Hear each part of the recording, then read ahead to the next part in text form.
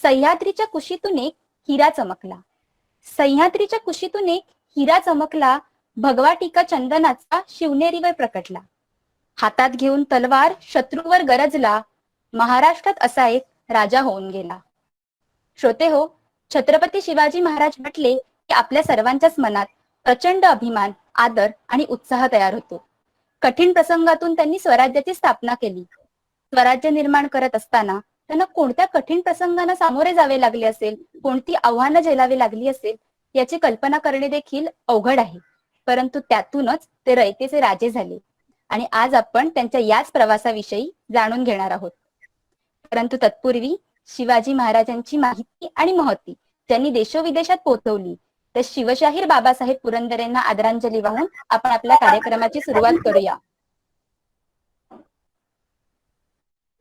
तर मग श्रोत्यांनो, आता आपण वळूया आपल्या प्रमुख वक्त्यांकडे. त्यांचा परिचय करून देण्यासाठी मी मराठी वाङ्मय मंडळाची विद्यार्थी प्रमुख स्वप्नजा हिला विनंती करते. धन्यवाद राधा. माझा आवाज येतोय का? हो, येतो. Okay okay. तर आजचे जे आपले प्रमुख वक्ते आहेत ते आहेत प्राध्यापक साई महाशब्दे सर. ते शब्द सह्याद्री वक्तृत्व प्रबोधिनीचे संस्थापक आहेत आणि मिशन IAS युथ क्लबचे संचालक आहेत. मिशन IAS युथ क्लबच्या माध्यमातून UPSC MPSCचं प्रशिक्षण विद्यार्थ्यांना दिलं जातं आणि शब्द सह्याद्री फाउंडेशनद्वारे आतापर्यंत महाराष्ट्रातील 10,000हून अधिक विद्यार्थ्यांना वक्तृत्वाचं प्रशिक्षण देण्यात आलेलं आहे. त्यामध्ये आमदार, नगरसेवक, प्रशासकीय अधिकारी, प्राध्यापक, शिक्षक आणि अगदी शाळेचे लहान लहान विद्यार्थी सुद्धा यांचा सुद्धा समावेश आहे. डॉक्टर APJ अब्दुल कलाम, महाराष्ट्राचे माजी मुख्यमंत्री मनोहर जोशी, RR पाटील, IPS किरण बेदी, सिंधुताई सपकाळ, विजय भाटकर, तसंच डॉक्टर पुरुषोत्तम भापकर, अण्णा हजारे, प्रवीण दवणे यासारख्या कित्येक मोठ्या मोठ्या दिग्गज लोकांकडून सरांचा गौरव झालेला आहे. महाराष्ट्रातल्या सर्वात मोठ्या शब्द महोत्सव या वक्तृत्व स्पर्धेचे सुद्धा सर आयोजक आहेत. तसंच खूप राज्यस्तरीय, राष्ट्रीय स्तरावरच्या वक्तृत्व स्पर्धांचं, अनेक वेगवेगळ्या स्पर्धांचं आयोजन करण्याचा सुद्धा सरांना अनुभव आहे. त्यांनी शालेय आणि त्यांच्या महाविद्यालयीन आयुष्यामध्ये कित्येक, अगदी शेकडो हजारो वक्तृत्व स्पर्धा, वादविवाद स्पर्धा गाजवलेल्या आहेत. तसंच व्यक्तिमत्व विकास, स्पर्धा परीक्षांची तयारी, संभाषण कौशल्य, सॉफ्ट स्किल्स या विषयावर त्यांनी अगदी पूर्ण महाराष्ट्रभरात विविध व्याख्यानं दिली आहेत, चर्चासत्र घेतली आहेत, प्रशिक्षण शिबिरं घेतलेली आहेत. दूरदर्शनवरील वारे वा या कार्यक्रमामध्ये त्यांचे अनेक विद्यार्थी झळकलेत. आकाशवाणीवर सुद्धा त्यांच्या अनेक विद्यार्थ्यांची भाषणं, वक्तव्य प्रसारित झालेली आहेत. असं एकूण सर्वांगीण क्षेत्रांमध्ये कार्यरत असणारं हे व्यक्तिमत्व आहे. आणि आज आपण त्यांच्याकडून शिवाजी महाराजांबद्दलचे विविध पैलू सुद्धा समजावून घेणार आहोत. ही आपल्या भाग्याची गोष्ट आहे. इथून पुढची सूत्र मी पुन्हा राधाकडे देते. धन्यवाद स्वप्नजा. यानंतर अधिक वेळ न दवडता मी साई सरांना विनंती करते की छत्रपती शिवरायांच्या व्यक्तिमत्वाचे विविध पैलू त्यांनी आम्हाला समजावून सांगावेत. एक पिता, पुत्र, राजा, राजकारणी, नेता या त्यांच्या व्यक्तिमत्वांच्या पैलूंबद्दल जाणून घेण्यास आम्ही अत्यंत उत्सुक आहोत. आणि उपस्थितांना काहीही प्रश्न असल्यास त्यांनी चॅटबॉक्सचा वापर करावा.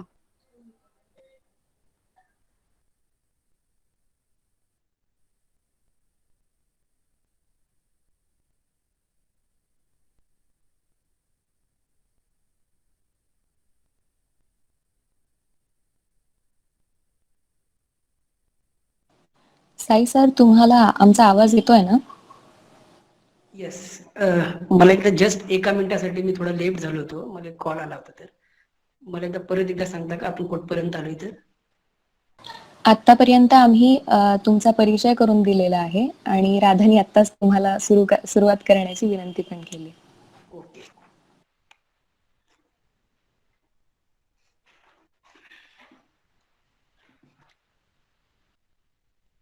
नमस्कार.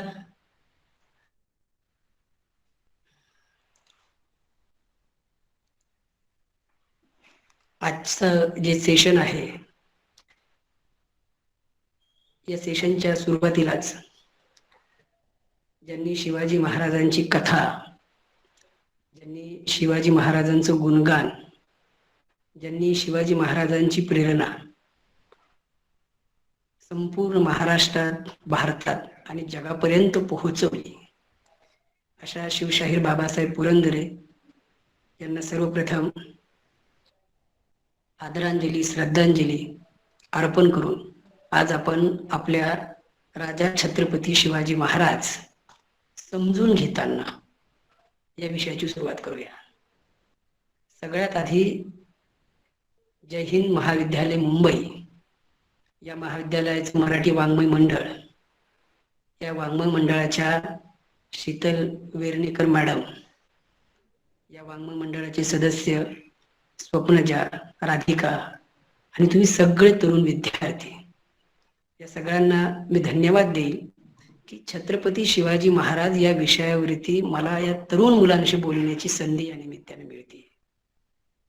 मित्रांनो, शिवाजी महाराजांचा जो इतिहास आहे, हा इतिहास आपण शाळेत असताना शिकलोय. शिवाजी महाराजांचा इतिहास आपण अनेक पुस्तकांमध्ये वाचलाय. शिवाजी महाराजांचे अनेक चित्रपट आपण आजपर्यंत पाहिलेत. शिवाजी महाराजांच्या अनेक सिरियल आपण आजपर्यंत पाहिलेत. आज आपण परत एकदा शिवाजी महाराज पुन्हा एकदा समजून घेतोय. खरं तर काही गोष्टी अशा असतात की त्या पुन्हा पुन्हा ऐकल्या तरी सुद्धा आपल्याला नवीन वाटतात. काही गोष्टी अशा असतात की ज्या आपण पुन्हा पुन्हा आपल्याला समजून घेतल्या की त्या आपल्याला अजून समजायला लागतात. जसं आपले काही आवडीचे गाणे असतात आणि ती गाणी आपण पुन्हा पुन्हा गुणगुणतो आणि पुन्हा पुन्हा गुणगुणल्याच्या नंतर आपल्याला पुन्हा पुन्हा आनंद होतो. तसं मला शिवाजी महाराज या विषयावरती बोलताना जास्तीत जास्त पुन्हा पुन्हा आनंद मिळतो. आणि मला असं वाटतं हे फक्त माझ्यापुरतंच नाही, तर आपल्या महाराष्ट्रामधल्या प्रत्येकासाठी शिवाजी महाराज हा अभिमानाचा विषय आहे. शिवाजी महाराज हा गर्वाचा विषय आहे. शिवाजी महाराज ही आपली अस्मिता आहे. शिवाजी महाराज ही आपली प्रेरणा आहे. शिवाजी महाराजांकडून कित्येकांनी आजपर्यंत प्रेरणा घेतली. म्हणजे तुम्ही त्या व्हिएतनाम राष्ट्राचं इतिहासाचं उदाहरण कदाचित ऐकलं असेल की ते राष्ट्र किती छोटं, पण एवढ्या छोट्या राष्ट्रानं अमेरिका सारख्या राष्ट्राला नमवलं. अमेरिकेला त्या राष्ट्रासमोर शरणागती पत्करावी लागली.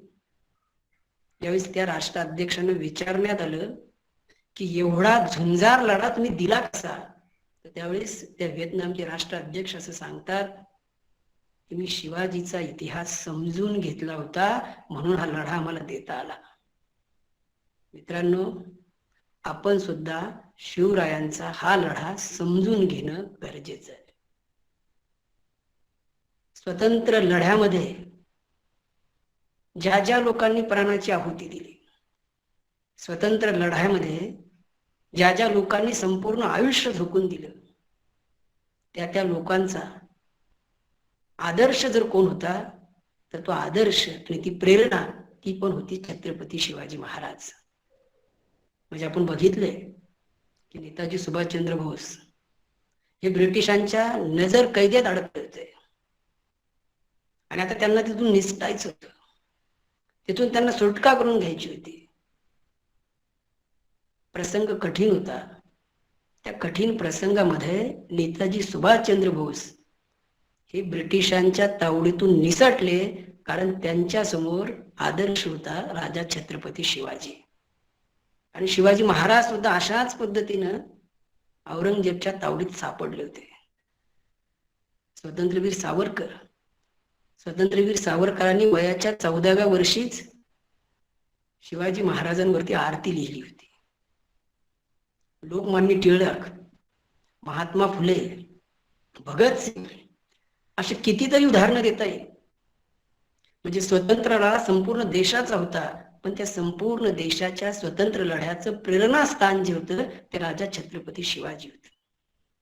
म्हणून छत्रपती शिवाजी हे फक्त महाराष्ट्राचे नाही, छत्रपती शिवाजी हे संपूर्ण भारताचे प्रेरणास्थान आहेत.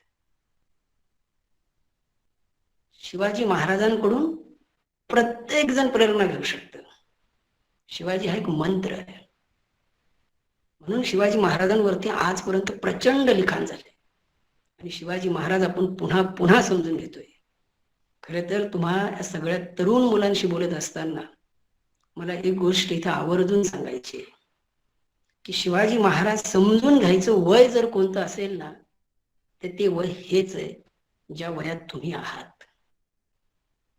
कारण या वयात जर शिवाजी महाराज जर समजले तर नेमकं आपल्याला आयुष्यामध्ये नेमकं करायचं काय हे आपल्याला चांगल्या पद्धतीने समजू शकतं. या वयात समजणं गरजेचं आहे. कारण हे वय म्हणजे निसर्गानं दिलेलं आपल्याला एक वरदान आहे. जगातल्या सगळ्या क्रांत्या याच वयात झालेल्या आहेत. सगळ्या क्रांत्या याच वयात झालेल्या आहेत. सचिन तेंडुलकरनं पहिली आंतरराष्ट्रीय मॅच खेळला त्यावेळी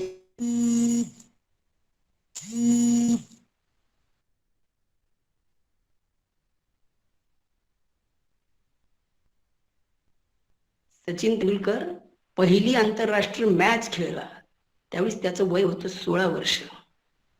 लता दिदी पहिलं गाणं म्हटल्यात त्यावेळेस त्याचं वय होतं 16 वर्ष. संत ज्ञानेश्वरांनी ज्ञानेश्वरी लिहिली ती याच वयात.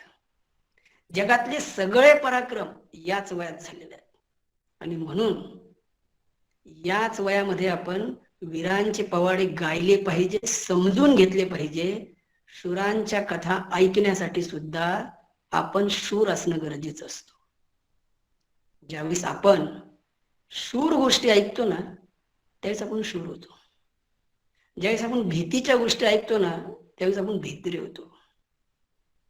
या वयात आपण काय ऐकतो ती गोष्ट खूप गरजेची असते. कारण या वयामध्ये आपली ब्रेन प्रोग्रामिंग होत असते. ब्रेन प्रोग्रामिंग म्हणजे काय? ब्रेन प्रोग्रामिंग म्हणजे आपण आपल्या ब्रेन वरती नेमका कोणता संस्कार करतो आणि या वयात आपण जे बघतो, या वयात आपण जे ऐकतो, या वयात जे आपण धडे घेतो त्याच गोष्टी आपल्या आयुष्यामध्ये आपल्याला श्रीदोरी म्हणून कामात येत असतात. आणि म्हणून या वाङ्मय मंडळानं हा विषय निवडला त्याबद्दल सर्वप्रथम मी या वाङ्मय मंडळाला धन्यवाद देईन. आणि आता आपण शिवाजी महाराज समजून घेण्याचा प्रयत्न करूया. खरं तर शिवाजी महाराजांचा अभ्यास मी बऱ्याच दिवसापासून करतोय, पण कितीही अभ्यास केला तरी शिवाजी महाराजांचा थांग लागणं जे आहे ते अवघड आहे. जेवढा विषय समजून घ्यावा तेवढा अजून खोलात उतरावं लागतं. जसं जसं आपलं वय वाढतं, आपलं वाचन वाढतं, आपलं चिंतन वाढतं, तसं तसं शिवाजी महाराज किती ग्रेट आहे, किती ग्रेट आहे, किती ग्रेट आहे हे आपल्याला लक्षात यायला लागतं. म्हणून आजच्या या पार्श्वभूमीवरती आपण ज्या सामाजिक आर्थिक परिस्थितीमध्ये जगतोय, आपल्यासमोर भविष्यात येणारे संकट, आपल्याला आयुष्यामध्ये जे काही साध्य करायचंय ते सगळं करत असताना आपल्याला शिवाजी महाराजांकडून खूप काही शिकायला मिळू शकतं. खूप काही शिकायला मिळू शकतं.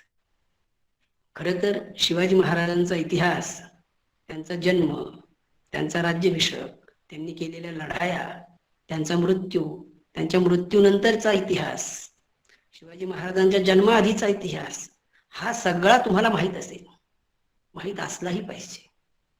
पण तरी सुद्धा आपण एका नव्या दृष्टिकोनातून शिवाजी महाराज जे आहे ते समजून घेण्याचा प्रयत्न करूया. सगळ्यात आधी सगळ्यात महत्वाचं ते म्हणजे शिवाजी म्हणजे नेमकं काय, त्या नावाचा नेमका अर्थ काय हे आपण समजून घेतलं पाहिजे. मग शिवाजी म्हणजे नेमकं काय? तर शिवाजी हा शब्द जर उलटा वाचला तर ते होतं जीवाशी. ज्या व्यक्तीनं सामान्य जीवाशी नातं जोडलं ना तो शिवाजी. ज्या व्यक्तीनं सामान्य जीवाशी नातं जोडलं ना तो शिवाजी. ज्याला राजा व्हायचं असतं. राजा म्हणजे काय? राजा म्हणजे कोणत्याही फील्डमध्ये ज्याला सर्वोच्च ठिकाणी जायचं असतं त्यानं सर्वसामान्य जीवाशी नातं जोडणं गरजेचं असतं, तर व्यक्ती शिवाजी होऊ शकतो. आज आपण सगळ्यांनी आपापल्या क्षेत्रामध्ये शिवाजी होण्याचा प्रयत्न केला पाहिजे.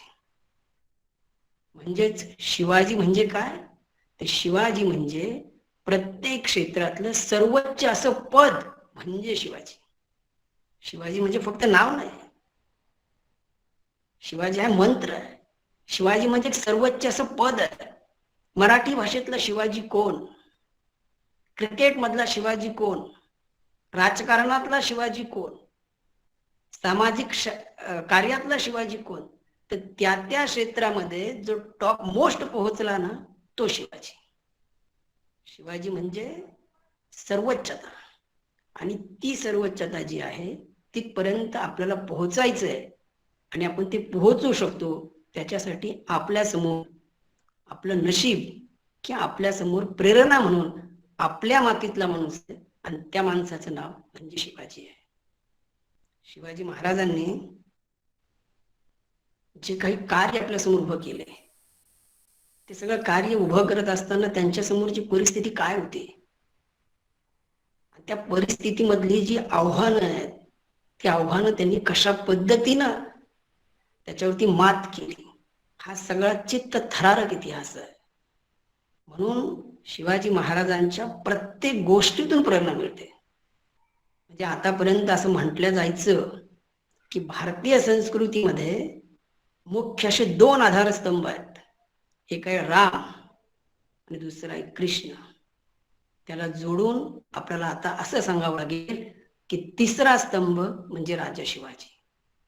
म्हणजे राम, कृष्ण आणि शिवाजी हाच भारतीय संस्कृतीचा इतिहास आहे. हेच भारतीय संस्कृतीचे खरे आधारस्तंभ आहे. शिवाजी महाराज म्हणजे फक्त राजकीय नेता नव्हेत, शिवाजी महाराज हे धार्मिक नेता पण आहेत, शिवाजी महाराज हे सांस्कृतिक नेता पण आहेत. शिवाजी महाराजांना सगळं पद्धतीचं कल्चर जे आहे ते नव्यानं उभं केलं, त्याला विकसित केलं, आणि आपल्या समोर आज एक आदर्श उभा केला. म्हणजे विचार करा की एखाद्या व्यक्तीनं किती नाव कमवावं, एखाद्या व्यक्तीनं किती नाव कमवावं. आपण बघतो एखादा व्यक्ती IAS होतो, IAS झाल्याच्या नंतर त्याचं नाव किती दिवस जिवंत राहतं. कदाचित तो पदावर असेपर्यंत, कदाचित तो पदावरून रिटायर झाल्याच्या नंतर 5 वर्ष, 10 वर्ष, 20 वर्ष. पण शिवाजी महाराजांचं नाव आज 350 वर्षानंतर सुद्धा, 350 वर्षानंतर सुद्धा आज जिवंत आहे, आणि त्या नावातून आपल्याला प्रेरणा मिळते. मग असं अफाट अचाट कार्य शिवाजी महाराजांनी कसं उभं केलं, आणि यांच्याकडून आपण काय शिकू शकतो. खरं तर या वयामध्ये आपण सगळ्यात महत्वाचा फोकस जर कशावर केला पाहिजे, तर तो म्हणजे व्यक्तिमत्व विकासावरती, पर्सनॅलिटी डेव्हलपमेंट वरती. आपण आपली पर्सनॅलिटी डेव्हलप केली पाहिजे.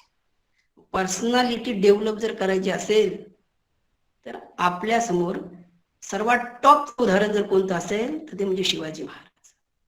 काय होती शिवाजी महाराजांची पर्सनॅलिटी, काय होतं त्यांचं व्यक्तिमत्व.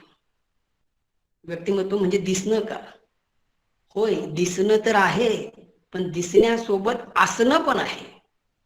कारण म्हणजे फक्त दिसणं म्हणजे पर्सनॅलिटी नव्हे. दिसायला जर गेलं समजा, तर मग आपले DP हे फार सुंदर असतात. अगदी आपण पाहिजे तेवढं त्यांना सुंदर करू शकतो, पण मग DP वरचे फोटो म्हणजे पर्सनॅलिटी का. पर्सनॅलिटी म्हणजे दिसण्यासोबत आपण विचार कसा करतो म्हणजे पर्सनॅलिटी. मग आपण कशा पद्धतीने विचार करतो आज, हे आपण समजून घेतले पाहिजे, आणि आपण कशा पद्धतीने विचार केला पाहिजे हेही आपण समजून घेतले पाहिजे. आणि त्याच्यासाठी शिवाजी महाराजांनी कशा पद्धतीने विचार केला, त्यांचं विचार करण्याची पद्धत कशी होती ती आपण समजून घेतली पाहिजे. इथं मला एक गोष्ट आवर्जून सांगावीशी वाटते, आणि ती म्हणजे की समर्थ रामदास जे आहेत, तर समर्थ रामदासांनी छत्रपती शिवाजी महाराजांचं वर्णन करण्यासाठी एक 4-5 अत्यंत महत्वाचे शब्द वापरलेले आहेत. आणि ते शब्द, त्या शब्दांचे अर्थ, त्याचा भावार्थ आज आपण समजून घेऊया. समर्थ रामदास छत्रपती शिवाजी महाराजांबद्दल एका ठिकाणी असं म्हणतात की निश्चयाचा महामेरू. काय शब्द वापरलेला आहे? निश्चयाचा महामेरू. आपल्या सगळ्या तरुण मित्रांना हा शब्द जो आहे तो काळजामध्ये कोरून ठेवला पाहिजे. निश्चयाचा महामेरू म्हणजे काय? मेरू म्हणजे काय? मेरू याचा अर्थ होतो, मेरू म्हणजे पर्वत. पर्वत कसा असतो? पर्वत हा फार म्हणजे कठीण असतो. पर्वत एका जागेवरती स्थिर असतो. लाटा येतात, वारे येतात, वादळ येतात, पण पर्वत त्याच्या जागेवरती स्थिर असतो. पर्वत फोडणं फार कठीण आहे. तर त्या पर्वतासाठी शब्द आहे मेरू. आणि महामेरू म्हणजे काय? तर महामेरू म्हणजे साधा पर्वत नाही, ते एकदम कठीण पर्वत, तो म्हणजे महामेरू. आणि शिवाजी महाराजांसाठी समर्थ रामदासांनी वापरलेला शब्द आहे निश्चयाचा महामेरू. म्हणजे शिवाजी महाराज निश्चयाचे महामेरू होते. म्हणजे शिवाजी महाराजांकडे सगळ्यात महत्वाची गोष्ट जर कोणती होती तर ती होती तो म्हणजे निश्चय. निश्चय म्हणजे काय? निश्चय म्हणजे आपण एकदा काही ठरवलं तर ते पूर्ण करायचं, म्हणजे करायचं, त्याला म्हणतात निश्चय. मग कोणत्याही परिस्थितीत ते पूर्ण करायचं, कोणत्याही परिस्थितीत. मग उन्हाळा असो, हिवाळा असो, पावसाळा असो, कोरोना असो अथवा कोरोना नसो, महागाई असो अथवा महागाई नसो, सोबत भांडवल असो अथवा भांडवल नसो, सोबत माणसं असोत अथवा कुणी नसो, काहीही हो, एकदा निश्चय केला म्हणजे ते पूर्ण करायचं म्हणजे करायचं. असा विचार ज्या व्यक्तीने केला आणि ती गोष्ट पूर्ण करून दाखवली, तो व्यक्ती म्हणजे छत्रपती शिवाजी महाराज. म्हणून त्यांच्यासाठी शब्द वापरलेला आहे की निश्चयाचा महामेरू. छत्रपती शिवाजी महाराजांनी वयाच्या 14व्या वर्षी निश्चय केला की मला रयतेच्या कल्याणासाठी रयतेचं राज्य उभं करायचंय. किती मोठा निश्चय, किती मोठा निश्चय. इथं आपण वयाच्या 14व्या वर्षी आपल्याला नाक पुसण्याची तरी अक्कल असते का? विचार करा, 14व्या वर्षी आपण काय विचार करतो? आणि शिवाजी महाराजांना वयाच्या 14व्या वर्षी निश्चय केला. आपण पहिलीत असताना असा निश्चय करतो की मला सायंटिस्ट व्हायचंय. दुसरीत असताना आपण असा विचार करतो मला IAS व्हायचंय. तिसरी परत आपला विचार बदलतो, मग आपल्याला क्रिकेटर व्हावं असं वाटतं. चौथीमध्ये आपल्याला असं वाटायला लागतं की आपण एखादा हिरो झाला पाहिजे. पाचवीत असताना आपल्याला असं वाटायला लागतं की आपण बँकेचे मॅनेजर झालं पाहिजे. सहावीत असताना आपल्याला असं वाटतं की आपण एखाद्या कंपनीचे CEO झालं पाहिजे. प्रत्येक वर्षी आपला निश्चय बदलत जातो. प्रत्येक वर्षी आपलं ध्येय बदलत जातं. काही कुठं चांगलं दिसलं, विराट कोहलीनं एखादं शतक मारलं, न्यूजपेपर मध्ये बातमी छापून आली, ती बातमी वाचली की आपल्याला वाटतं चला आता आपण क्रिकेटपटू व्हायचं. शिवाजी महाराजांनी मात्र त्यांचा निश्चय जो आहे तो पक्का केलेला होता. निश्चय पक्का होता, एवढा पक्का होता, एवढा पक्का होता की आयुष्यामध्ये अनेक संकट आले पण त्यांच्या निश्चयावरती ते ठाम होते. म्हणून निश्चय करणं जर कुणाकडून शिकायचं असेल तर ते शिवाजी महाराजांकडून शिकलं पाहिजे. आणि आपण शिवाजी महाराजांकडून गोष्ट शिकल्यानंतर मला असं वाटतं आपण सगळ्या तरुण मित्रांनी एकदा ठरवलं पाहिजे की मी शेवटचा निश्चय पूर्ण केव्हा केला. सगळ्यात आधी याचा विचार केला पाहिजे की मी लास्ट टाइम कोणता निश्चय केला होता. कारण आता 31 डिसेंबर जवळ येतोय. 31 डिसेंबरला खूप सारे निश्चय केले जातात. 1 जानेवारी 2 जानेवारी पर्यंत ते निश्चय काही जणांचे टिकतात. 3 तारखेनंतर तो निश्चय जो आहे तो परत 8 दिवस पुढे ढकलला जातो आणि मग आपण निश्चय करतो की पुढच्या सोमवारपासून आपण सगळं सुरळीत कार्य सुरू करू. तो सोमवार येतो का? परत आपला निश्चय नाही, मग परत 1 फेब्रुवारी पासून कोणाकोणासाठी मुहूर्त असतो की नाही मी माझ्या बर्थडे पासून सुरुवात करणार. कोणाचं म्हणणं असतं नाही मी तिच्या बर्थडे पासून सुरुवात करणार. असं करत करत करत परत नवीन वर्ष येतं. वर्षानुवर्ष निघून जातात आणि नंतर एक स्टेज अशी येते की आपण निश्चय करणं सोडून देतो. कारण आपल्याला माहीत असतं आपण काही निश्चय करू शकत नाही. म्हणून आपण अशा वेळी शिवाजी महाराजांकडे पाहिलं पाहिजे की माणसानं निश्चय कसा करावा. तर शिवाजी महाराजांसारखा करावा. निश्चयाचा महामेरू. म्हणजे आपण अभ्यासाला बसतो आणि अभ्यासाला बसल्याच्या नंतर उन्हाळा असतो, घरामध्ये फार गरमी व्हायला लागते, लाईट गेलेली असते. मग आपण विचार करतो जाऊ दे आता लाईट गेलेली आहे, फॅन चालत नाही, एसी चालत नाही, आपण अभ्यास उद्या करू. पावसाळा सुरू होतो, आपल्याला एखाद्या लेक्चरला जायचं असतं, पाऊस पडायला लागला की आपण विचार करतो नाही खूप पाऊस होतोय, पावसात बाहेर पडणं योग्य नाहीये. आपण परत ही गोष्ट पुढे ढकलतो. आपल्या समोर कारण किती आहेत. उन्हाळा कारण आहे, पावसाळा कारण आहे, हिवाळा कारण आहे. न करणाऱ्या समोर कारण किती आहेत. म्हणजे माझा तर असा विचार चालू आहे की तुमच्यातल्या एखाद्या व्यक्तीनं न करण्याची कारण याच्यावरती पीएचडी केली पाहिजे. मोजून असे 100-150 कारण निघतील. त्यात 100-150 कारणच असतात. एखाद्याला विचारलं का रे बाबा तू करत का नाही काहीच. एखाद्या तरुण मुलाला विचारायचं तो अभ्यास का करत नाही. नाही आमच्या कॉलेजचे लेक्चर व्यवस्थित होत नाही. बरं जो कॉलेज लेक्चर रेग्युलर करतो त्याला विचारलं तू का करत नाही. माझ्याकडे नोट्स नव्हत्या. तू का करत नाही. म्हणजे काहीतरी प्रत्येक वेळेस नवीन कारण. मी आजारीच होतो.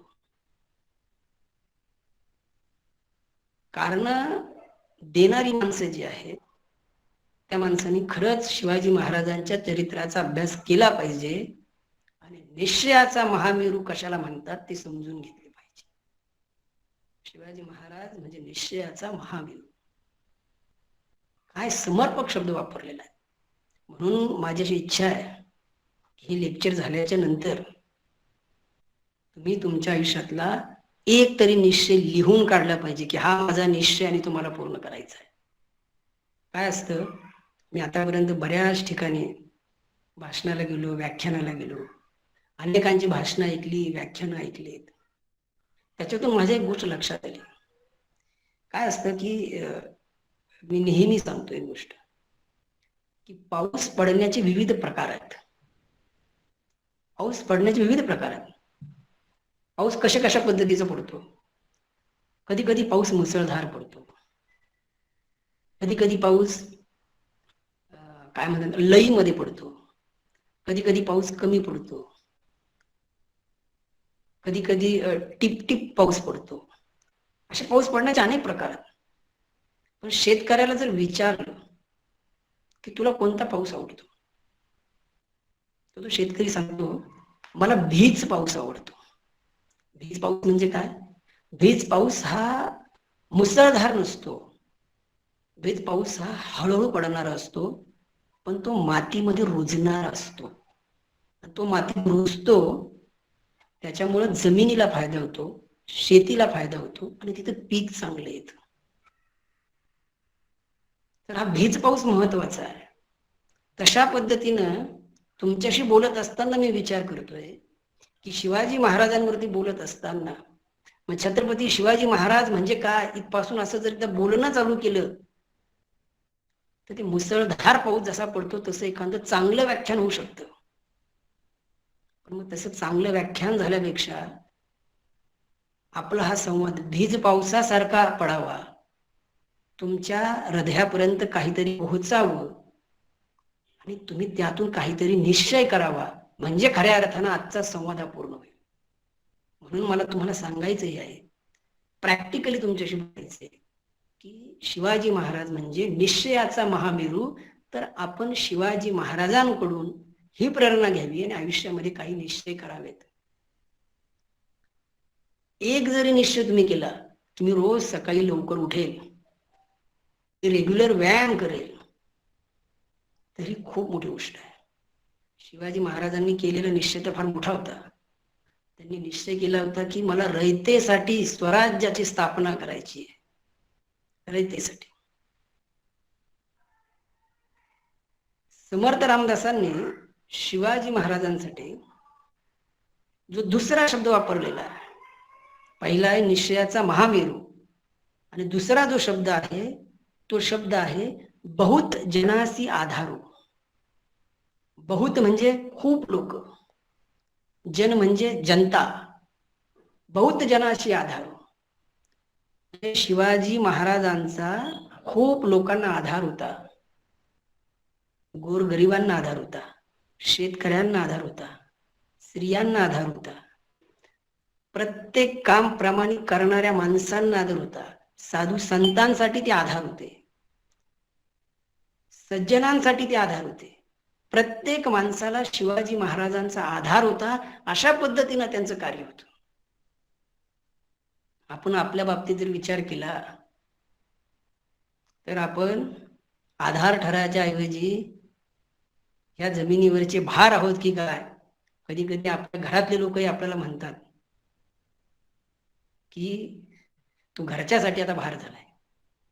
शिवाजी महाराजांनी अनेकांना आधार दिला, अनेकांना आधार दिला.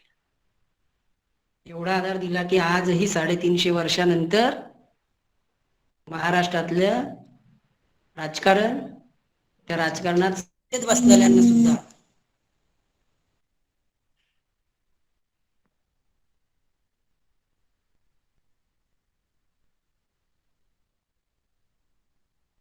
महाराष्ट्रातलं राजकारण, त्या राजकारणामध्ये जे सत्तेत बसलेले आहेत त्यांनाही शिवाजी महाराजांचाच आधार आहे.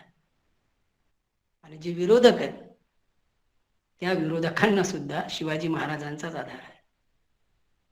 शिवाजी महाराजांनी सगळ्यांना आधार दिलेला आहे. प्रत्येक घटकापर्यंत शिवाजी महाराज पोहोचलेले आहेत. म्हणून समर्थ रामदासांनी शिवाजी महाराजांसाठी वापरलेला हा जो शब्द आहे की बहुत जनासी आधार, आपण खूप जणांसाठी आयुष्यामध्ये आधार झालो पाहिजे. सगळ्यात आधी आपण आपल्या स्वतःसाठीच आधार होणं गरजेचं आहे. आज असे अनेक जण आहेत, मार्क कमी पडलेत, कर सुसाईड. तो माझ्याशी बोलत नाही, तिने मला फसवलं, कर सुसाईड. छोट्या छोट्या गोष्टीसाठी आयुष्य संपवून टाकणारी माणसं.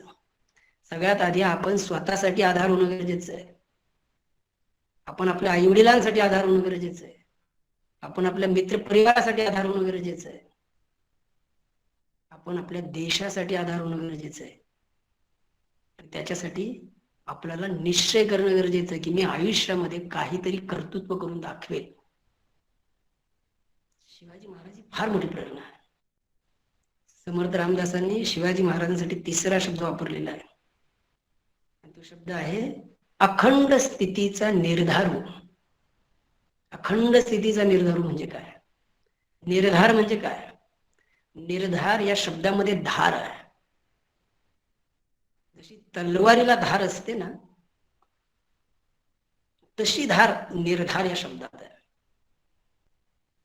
ती धार प्रत्येकाच्या आयुष्यात तेव्हाच येते ज्यावेळेस त्याने निर्धार केला असतो. निर्धार म्हणजे काय? निर्धार म्हणजे तेच की कोणत्याही परिस्थितीमध्ये अखंड स्थितीचा म्हणजे सुरुवातीपासून शेवटपर्यंत एका स्थितीमध्ये राहणारा माणूस. कारण आयुष्यामध्ये प्रत्येक वेळेस परिस्थिती बदलते. प्रत्येक वेळेस परिस्थिती बदलते. कधी चांगले दिवस असतात, कधी वाईट दिवस असतात, कधी कठीण असतात, कधी अजून कठीण असतात. प्रत्येक स्थितीमध्ये आपण अखंड असलो पाहिजे. अखंड स्थिती म्हणजे काय? थोडक्यात आपल्या तरुण मुलांच्या भाषेत बोलायचं झालं तर आपला मूड कोणत्याही परिस्थितीमध्ये आपला मूड हा हाय एनर्जीलाच टच असला पाहिजे. आपण थोडं काय झालं की म्हणजे मी बोर झालोय, कंटाळा आलाय, मला काही करावं असं वाटत नाही. शिवाजी महाराज अखंड स्थितीचे निर्धार होते. सगळ्या परिस्थितीमध्ये त्यांचा निर्धार जो होता पक्का होता. म्हणजे अफजल खान शिवाजी महाराजांवरती चाल करून आला तरी शिवाजी महाराज मात्र अखंड होते. शाहिस्ते खान लाखाची फौज घेऊन पुण्यात घुसला तरी शिवाजी महाराज जे आहे ते अखंड होते. त्यांची मेंटॅलिटी तेवढीच स्ट्रॉंग होती. यस, मला करायचंय. त्याला म्हणतात अखंड स्थितीचा निर्धार. प्रत्येक स्थितीमध्ये प्रत्येक स्थितीमध्ये. खरं म्हटलं ना, पर्सनॅलिटी डेव्हलपमेंटमध्ये 3 गोष्टी फार महत्वाच्या असतात. त्या 3 गोष्टी तुम्ही नोट करून घेतल्या पाहिजेत. त्या 3 गोष्टी आपण शिकून घेतल्या पाहिजेत. त्या 3 गोष्टी कोणत्या? कोणत्या व्यक्तीची पर्सनॅलिटी ही डेव्हलप झालेली असं समजायची, ते जर आपल्याला माहित असेल तर आपण त्या मार्गाने जाऊ शकतो. तर त्याच्यासाठी 3 फूटपट्ट्या आहेत. त्यातली पहिली एक फूटपट्टी आहे, ती म्हणजे कोणत्याही परिस्थितीमध्ये जो माणूस स्टेबल राहू शकतो त्याची पर्सनॅलिटी डेव्हलप असते. कोणत्याही परिस्थितीमध्ये, गरिबी आली तरी, श्रीमंती असली तरी, कठीण प्रसंग असला तरी, सोपा प्रसंग असला तरी. इथं साधा आपण परीक्षेच्या दिवशी आपल्या हातामध्ये पेपर पडला आणि पोरेचे 2 प्रश्न वाचले, ते जर अवघड असेल तर आपली मेंटॅलिटी बिघडते.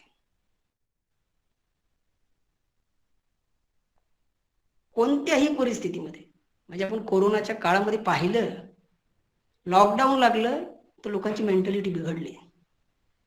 कित्येक लोक तर कोरोनाचं नाव ऐकूनच, त्या भीतीतूनच त्यांनी त्यांचं आयुष्य जे आहे ते संपून गेलं. म्हणून कोणत्याही परिस्थितीमध्ये जो व्यक्ती त्या परिस्थितीशी अनुकूल होऊ शकतो त्याची पर्सनॅलिटी डेव्हलप असते. कोणत्याही परिस्थितीशी. शिवाजी महाराजांच्या आयुष्यामध्ये प्रत्येक वेळी परिस्थिती जी आहे ती बदललेली आहे. प्रत्येक परिस्थितीमध्ये त्यांचा निर्धार जो आहे तो अखंड आहे. ते असं कुठंच म्हटलं नाही की नाही मी ते 14व्या वर्षी केला होता संकल्प, पण मी तो आता सोडतो. अखंड स्थिती म्हणजे अखंड स्थिती. मेंटॅलिटी स्ट्रॉंग म्हणजे स्ट्रॉंग. करायचं म्हणजे करायचं. निर्धार म्हणजे निर्धार. अगदी तलवारीला जशी धार तसा शिवाजी महाराजांचा निर्धार. त्याला म्हणजे अखंड स्थितीचा निर्धार. मी तुम्हाला सांगत होतो पर्सनॅलिटीच्या 3 फूटपट्ट्या आहेत. त्यातली पहिली फूटपट्टी, जो व्यक्ती कोणत्याही परिस्थितीमध्ये, कोणत्याही आयुष्यामध्ये काही प्रसंग येऊ शकतात, काही येऊ शकतात. आता तुमचं लेक्चर सुरू करण्यापूर्वी मला ऑफिसमध्ये माझी मैत्रीण भेटण्यासाठी आली होती. तर ती मला सांगत होती, म्हणजे अत्यंत खूप हुशार, MPSCची परीक्षा पण पास झाली, एका ठिकाणी अधिकारी आहेत. पण मागच्या 2 महिन्यापूर्वी, म्हणजे तिचं लग्न झालं 1-1.5 वर्षापूर्वी आणि आता 2 महिन्यापूर्वी तिचे मिस्टर वारले. म्हणजे काय झालंय, परिस्थिती बदललेली आता. आपल्या आयुष्यामध्ये कधी काय कोणते प्रसंग येतील सांगता येतं का? परीक्षेमध्ये कोणते प्रश्न येईल हे सांगता येतं का? प्रश्न बदलले, परिस्थिती बदलली, तरी आपण मात्र अखंड असलो पाहिजे. आपल्याला प्रत्येक परिस्थितीशी जुळून घेता आलं पाहिजे. आणि ज्याला प्रत्येक परिस्थितीशी जुळून घेता येतं त्याची पर्सनॅलिटी डेव्हलप असते. आणि त्याचा आदर्श उदाहरण म्हणजे शिवाजी महाराज. ही झाली पर्सनॅलिटी डेव्हलपमेंट मधली पहिली फूटपट्टी. दुसरी फूटपट्टी ती म्हणजे कोणत्याही पद्धतीच्या व्यक्तीसोबत आपल्याला जुळून घेता आलं पाहिजे. कोणत्याही पद्धतीच्या माणसांना आपल्याला व्यवस्थित पद्धतीने हँडल करता आलं पाहिजे. आपल्या आयुष्यामध्ये सकाळी उठल्यापासून रात्री झोपेपर्यंत किती लोक आपल्याला भेटतात. आपण साधं कॉलेजला जातो, आपण बघतो आपल्या ग्रुपमध्ये वेगवेगळ्या पद्धतीचे, वेगवेगळ्या स्वभावाचे, वेगवेगळ्या प्रवृत्तीचे मित्रमैत्रिणी आहेत. तुम्ही जर एखाद्या ठिकाणी अधिकार पदावरती जर काम करत असाल तर तुमच्या हाताखाली काम करणारे जे लोक आहेत, प्रत्येकाचा स्वभाव वेगळा आहे, प्रत्येकाचं नेचर वेगळं आहे. पण त्या प्रत्येकाकडून तुम्ही अधिकारी आहात तर तुम्हाला काम करून घ्यायचं आहे. आणि त्या प्रत्येकाकडून काम करून घ्यायचं म्हणजे तुमची पर्सनॅलिटी डेव्हलप पाहिजे, तर तुम्ही त्याच्याशी मिळते जुळते वागू शकतात आणि त्याच्याकडून काम करून घेऊ शकतात. ज्याला सगळ्या पद्धतीच्या माणसांसोबत जुळून घेता येते त्याची पर्सनॅलिटी डेव्हलप असते. म्हणून जी माणसं असं म्हणतात ना, माझं त्याच्याशी जमत नाही, याचा अर्थ असा की फॉल्ट आपल्यात आहे, त्याच्यात नाही. सगळ्या पद्धतीच्या माणसाशी जुळून घेता आलं पाहिजे. आणि शिवाजी महाराजांनी सगळ्या पद्धतीची माणसं हँडल केलीत, म्हणून त्यांची पर्सनॅलिटी डेव्हलप होती. ती पर्सनॅलिटी डेव्हलपमेंटची दुसरी फूटपट्टी. पहिली, जो सगळ्या परिस्थितीशी जुळून घेऊ शकतो, आणि दुसरी जो सगळ्या पद्धतीच्या माणसांसोबत जुळून घेऊ शकतो. आणि तिसरी जो सगळ्या पद्धतीच्या वातावरणाशी जुळून घेऊ शकतो. सगळ्या पद्धतीच्या वातावरणाशी, उन्हाळा असो, हिवाळा असो, पावसाळा असो, वातावरण दिवसेंदिवस बदलत चाललंय. मी आता पाठीमागे एका मुलाला भेटलो होतो. आमच्या घरी आला होता 2 दिवस राहण्यासाठी. त्यांनी येताना ते मोठी अशी वॉटर बॅग घेऊन आला होता. तो म्हटला होता की मी घरून पाणी घेऊन आलेलो आहे आणि मला फक्त आमच्या घरातलंच, आमच्या गावातलंच पाणी पचतं, दुसरं पाणी पिलं की तब्येत बिघडते माझी. मी विचार केला, याची बदली जर उद्या दिल्लीला झाली तर कसं व्हायचं, याला जर उद्या इंग्लंडला पाठवलं तर मग कसं व्हायचं. कारण देश बदलला, तिथलं वातावरण बदलतं. त्या बदललेल्या वातावरणाशी पटकन आपल्या शरीराला मिळतं जुळतं घेता आलं पाहिजे. त्याच्यासाठी आपली शारीरिक परिस्थिती जी आहे ती आपण मजबूत केली पाहिजे. शारीरिक परिस्थिती मजबूत करण्यासाठी रोज व्यायाम केला पाहिजे. रोज व्यायाम करण्यासाठी तसा निश्चय केला पाहिजे. त्या निश्चयाला निर्धार असला पाहिजे आणि प्रत्येक परिस्थितीत तो अखंड असला पाहिजे. म्हणजे आपण शिवाजी महाराजांकडून प्रेरणा घेतली असा त्याचा अर्थ आहे. पर्सनॅलिटी डेव्हलपमेंटच्या 3 फुटपट्ट्यात जी जी माणसं मोठी झालीत त्या लोकांकडे ह्या 3 गोष्टी आहेत. तुम्ही सगळ्यांनी चेक करा, तुमच्या नोटबुकवरती लिहा आणि चेक करा की आपण सगळ्या पद्धतीच्या माणसांसोबत जुळून घेऊ शकतो का. कोणकोणती माणसं आहे ज्यांच्यासोबत आपलं जुळत नाही, त्याचं कारण काय. त्याचं कारण त्याच्यात नका शोधू, त्याचं कारण स्वतःच शोधा. त्याच्यात बदल करण्यापेक्षा स्वतःत काय बदल करता येईल तो बदल करा. आपण सगळ्या पद्धतीच्या परिस्थितीशी जुळून घेऊ शकतो का घेऊ शकत नाही. त्याच्यासाठी आपल्या विचारात बदल करणं गरजेचं आहे. सगळ्या पद्धतीच्या हवामानाशी जुळून घेण्यासाठी आपल्याला आपल्या शरीरात बदल करणं गरजेचं आहे. मग आपली पर्सनॅलिटी डेव्हलप होईल. शिवाजी महाराजांचं व्यक्तिमत्व जे आहे ते प्रगल्भ होतं, कारण या 3ही फुटपट्टीमध्ये शिवाजी महाराज सर्वोच्च आहे. समर्थ रामदासांनी 4 ते 5 महत्वाचे शब्द वापरले, त्यातले 2 शब्द आपण समजून घेतले. एक म्हणजे निश्चयाचा महामेरू आणि दुसरा म्हणजे बहुत जनासी आधारू. आणि तिसरा शब्द आहे तो म्हणजे की अखंड स्थितीचा निर्धारू. आणि चौथा शब्द वापरलेला आहे, फार जबरदस्त शब्द आहे, फार वजनदार शब्द आहे आणि फार कठीण आहे, तो म्हणजे श्रीमंत योगी. शिवाजी महाराजांसाठी वापरलेला शब्द आहे श्रीमंत योगी. शिवाजी महाराज कसे होते तर ते श्रीमंत योगी होते. शिवाजी महाराज श्रीमंत होते पण ते योगी पण होते. आपण बघतो आपल्या आजूबाजूला अनेक माणसं आहेत की जे श्रीमंत आहेत पण ते योगी नाही आहेत, आणि अशा अनेक माणसं आहेत की जे योगी आहेत पण ते श्रीमंत नाही आहेत. योगी असणं म्हणजे काय. योगी असणं म्हणजे मोह माया द्वेष स्वार्थ याच्या पलीकडे जाणं म्हणजे योगी. थोडक्यात साधू संन्यासी. आजकाल साधू संन्यासी पण योगी आहेत का हा मोठा प्रश्न आहे, पण त्याला म्हणतात योगी. आणि असे जे योगी आहेत त्यांच्याकडे पैसा नसतो, त्यांच्याकडे श्रीमंती नसते.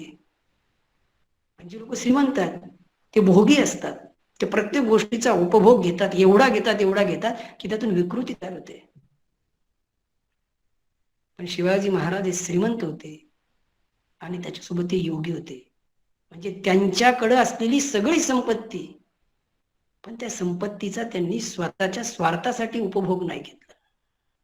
त्याला उपभोग शून्य स्वामी असं म्हणतात. ही सगळी संपत्ती कुणाची, ही रयतेची आहे, ही जनतेची आहे, ती जनतेसाठी खर्च करायची आहे. म्हणून शिवाजी महाराजांनी कधी ताजमहल नाही बांधला,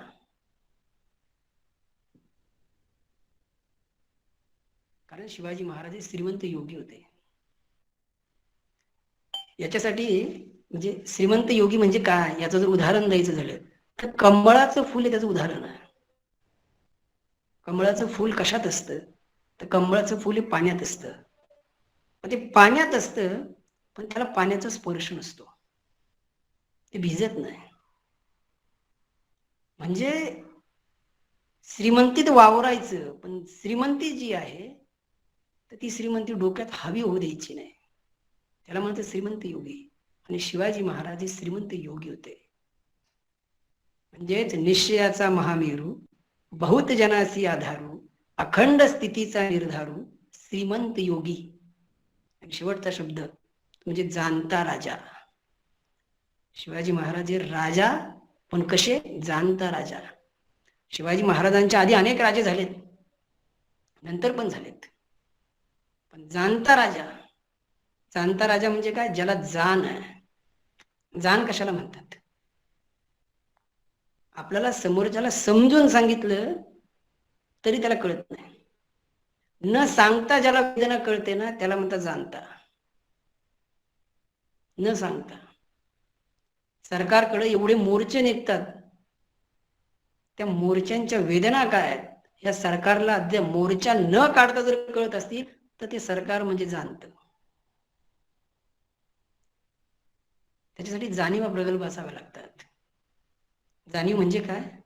जाणीव म्हणजे आपण चालता चालता आपल्याला ठोकर लागली, ठोकर लागलेली असते पायाला, पायाच्या अंगठ्याला, पण अश्रू येतात आपल्या डोळ्यात, कारण डोळे त्या अंगठ्यासोबत जोडलेले असतात. आपण चालता चालता आपल्याला ठोकर लागते, ठोकर लागते आपल्या पायाला, आपल्या अंगठ्याला, पण डोळ्यात पाणी येतं आपल्या आईच्या, कारण ती आई आहे ना त्या मुला.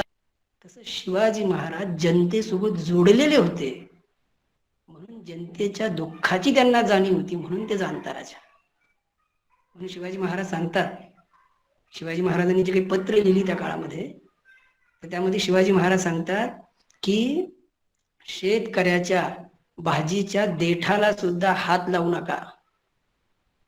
म्हणजे त्या काळात एक पद्धत होती की ज्यावेळेस लढाई करायला घोड्यावर बसून सैन्य ज्यावेळेस निघायचं, मग ते ज्या प्रांतामध्ये जायचं त्या प्रांतामध्ये ते घोडे काय खाणार, म्हणून त्या काळातले राजे रजवाडे सरदार वतनदार हे काय करायचे, तिथल्या शेतीवरती तिथे जे काही शेत असेल त्या शेतामध्ये ते घोडे पाठवून द्यायचे. आणि मग ते घोडे त्या शेतकऱ्याचा सगळा माल, त्यांनी कष्टाने पिकवलेलं जे पीक आहे ते खाऊन टाकायचे. शिवाजी महाराजांना सांगितलं होतं की शिवरायांचं जे सैन्य आहे ते सैन्य अशा पद्धतीनं वागणार नाही. कुठल्या जरी प्रदेशामध्ये गेलं तर तिथल्या घोड्यासाठी जे काही खायला घ्यावं लागणार आहे ते शेतकऱ्याकडून अधिक किमतीमध्ये विकत घेतल्या जाईल, कारण शेतकऱ्याचं दुःख आणि वेदना शिवरायांना माहित होती. याला म्हणतात जाणता राजा. शिवाजी महाराज हे शेतकऱ्यांचे नेते होते. शिवाजी महाराज ही शेतकऱ्यासाठी एक क्रांती होती. आज आपण बघतोय आपल्या महाराष्ट्रामध्ये, आपल्या देशामध्ये शेतकऱ्याचे खूप आत्महत्या होत आहे, पण शेतकऱ्यांचं राज्य शिवाजी महाराजांनी त्या काळी उभं केलं. तो एक विचार होता. आपल्याला फक्त शिवरायांच्या लढाया माहित आहे, पण शिवरायांनी काम काय केलं? शिवरायांनी शेतकऱ्यांना आधार दिला होता. शिवरायांनी शेतकऱ्यांना शब्द दिलेला होता की दुष्काळ पडला तर शिवाजी महाराज शेतकऱ्यांना मदत करत होते. शेतकऱ्याकडून जो काही शेतसारा घेतला जायचा तो शेतसारा जो आहे तो न्याय पद्धतीला धरून घेतला जायचा. आणि म्हणून हीच शेतकऱ्याची पोरं जी आहेत, हे जे शेतकरी आहेत त्यांना शिवरायांचं राज्य हे स्वतःचं वाटलं. आणि म्हणून शिवाजी महाराजांसोबत हीच शेतकऱ्याची पोरं जीवाची पर्वा न करता शिवरायांसाठी जीव द्यायला तयार झाले, कारण शिवाजी महाराज जनतेशी जोडलेले होते. ते खऱ्या अर्थानं जाणता राजे होते. म्हणून समर्थ रामदासांनी वापरलेली जी 4-5 महत्वाचे शब्द आहेत याच्यातून आपण बऱ्याच गोष्टी शिकून घेतल्या पाहिजेत. आपण एक शब्द वापरला आता, तो म्हणजे श्रीमंत योगी. श्रीमंत म्हणजे काय? श्रीमंत या शब्दासाठी इंग्रजीमध्ये एक शब्द आहे ज्याला म्हणतात रिच. रिच म्हणजे RIC आणि H. हे 4 शब्द जे आहेत हे 4 शब्द आपण समजून घेतले पाहिजेत. आणि हे 4 शब्द समजून आपण आपल्या आयुष्यामध्ये ते शब्द प्रत्यक्षात उपयोगी आणले पाहिजेत. भलं आपण योगी नाही झालो तर चालेल, पण उपयोगी तर झालं पाहिजे. म्हणून हे 4 शब्द जे आहेत तर त्याचा उपयोग आपण करून घेतला पाहिजे. रिच, रिच मधलं आर, आर म्हणजे काय? आर म्हणजे रिलेशन. आपले रिलेशन आहेत ना हे खूप समृद्ध असले पाहिजे. खरा श्रीमंत माणूस कोण? ज्याच्याकडे खूप पैसा असतो तो. खरा श्रीमंत तो ज्याच्याकडे रिच या शब्दातला आर आहे, ज्याचे रिलेशन समृद्ध आहे. हे रिलेशन कुणासोबत? सगळ्यात आधी आपलं स्वतःसोबत एक नातं आहे. आपल्या स्वतःसोबतचं आपलं रिलेशन डेव्हलप पाहिजे. आपल्या आई वडिलांसोबतचं रिलेशन डेव्हलप पाहिजे. आपल्या भावा बहिणीसोबतचं रिलेशन डेव्हलप पाहिजे. समृद्ध पाहिजे. त्या नात्याचा आपल्याला आनंद घेता आला पाहिजे. आपल्या मित्र परिवारांसोबतचं नातं समृद्ध असलं पाहिजे. भारतीय संस्कृतीमध्ये किती नाते आहेत? प्रत्येक नात्याला एक किनार आहे. आपण ज्यांच्यासोबत शिकतो ते आपले वर्गमित्र. ह्या वर्गमित्रत्वाचं जे नातं हे आयुष्यभर जपता आलं पाहिजे. आपण आठवलं पाहिजे पहिलीमध्ये असताना आपण ज्यांच्यासोबत शिकलो त्यातले किती जण आज आपल्या सोबत आहेत. आपल्याला दुसरीला असताना ज्या शिक्षकांनी शिकवलं त्यांच्यासोबत आपलं नातं समृद्ध आहे का? आपल्या आयुष्यात येणारा प्रत्येक माणूस जो आपल्या आयुष्यात आला त्याच्यासोबत आपलं रिलेशन दिवसांदिवस समृद्ध होत गेलं पाहिजे. ते रिलेशन खराब होता कामा नये. ज्या व्यक्तीचे रिलेशन्स हे खूप चांगले आहेत तो माणूस रिच. फक्त पैसा म्हणजे रिच नाही. म्हणून रिच या शब्दातला आर तो सांगतो की तुमचे रिलेशन समृद्ध असले पाहिजे. दुसरा शब्द आहे आय. आय म्हणजे काय? आय म्हणजे इन्कम. इन्कम म्हणजे तुमची कमाई. तुमचं इन्कम कसं असलं पाहिजे? इन्कम खूप जबरदस्त असलं पाहिजे. आपण निश्चित केलं पाहिजे की आयुष्यात खूप पैसा कमवायचा आहे, कमवलाच पाहिजे. पैसा म्हणजे लक्ष्मी आहे. पैशावरती सगळे कामं चालतात. पैसे कमवलेच पाहिजे. शिवाजी महाराजांनी किती पैसे कमवले तुम्हाला माहिती आहे का?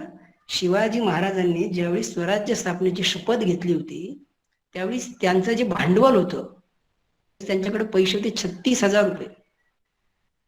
आणि ज्यावेळी शिवाजी महाराज 50 वर्षाचे झालेत त्यावेळी त्यांचं प्रतिवार्षिक इन्कम जे होतं ते होतं 3,48,000 कोटी पर इयर. अशा खंडातला त्या काळातला सर्वात श्रीमंत माणूस म्हणजे शिवाजी महाराज. आणि एवढे पैसे कमवून श्रीमान योगी. माणसाने आयुष्यात खूप पैसे कमवले पाहिजेत. पैसे कोण कमवू शकतं? ज्याच्याकडे चांगले विचार आहेत. पैसे चांगल्या विचारातूनच कमवले पाहिजे. आपलं इन्कम सोर्स जे आहे ते फार मजबूत असले पाहिजे. आणि तरुण मुलांनी याच वयात ठरवलं पाहिजे, निश्चय केला पाहिजे की मी आयुष्यात खूप पैसा कमवणार आहे. आणि आयुष्यात खूप पैसा कमवण्यासाठी नेमकं मी कोणत्या क्षेत्रात उतरलं पाहिजे, ते क्षेत्र कोणतं असावं ते व्यवस्थित समजून घेतलं पाहिजे. ती दृष्टी, ते व्हिजन, ते विजडम जर या वयात आपल्याला मिळालं तर आपण ते भविष्यात करू शकतो. शिवाजी महाराजांनी जर ठरवलं असतं त्या काळामध्ये की जाऊ दे आपण साधे सरदार वगैरे होऊया, वतनदार होऊ, सरदार होऊ, कोणत्या तरी दरबारामध्ये जाऊन नोकरी करू, चाकरी करू, तर ते सुखाने जगू शकले असते. शिवाजी महाराजांनी ठरवलं होतं की आपल्याला जनतेचं राज्य उभं करायचं आहे, त्यासाठी प्रचंड पैसा कमवायचा आहे. म्हणून या रिच या शब्दामधला आय, आय म्हणजे इन्कम. इन्कम आपलं खूप चांगलं असलं पाहिजे. आर म्हणजे आपले रिलेशन समृद्ध असले पाहिजे. आय म्हणजे आपलं इन्कम चांगलं असलं पाहिजे. तिसरा शब्द आहे सी. सी म्हणजे काय? कॅरेक्टर. अनेक लोकांकडे पैसा चांगला आहे पण कॅरेक्टर खराब आहे. पण आजकाल ते अभिमानानं सांगतात क्या करू साला कॅरेक्टर ढिला आहे, म्हणजे अभिमानाचा विषय झाला.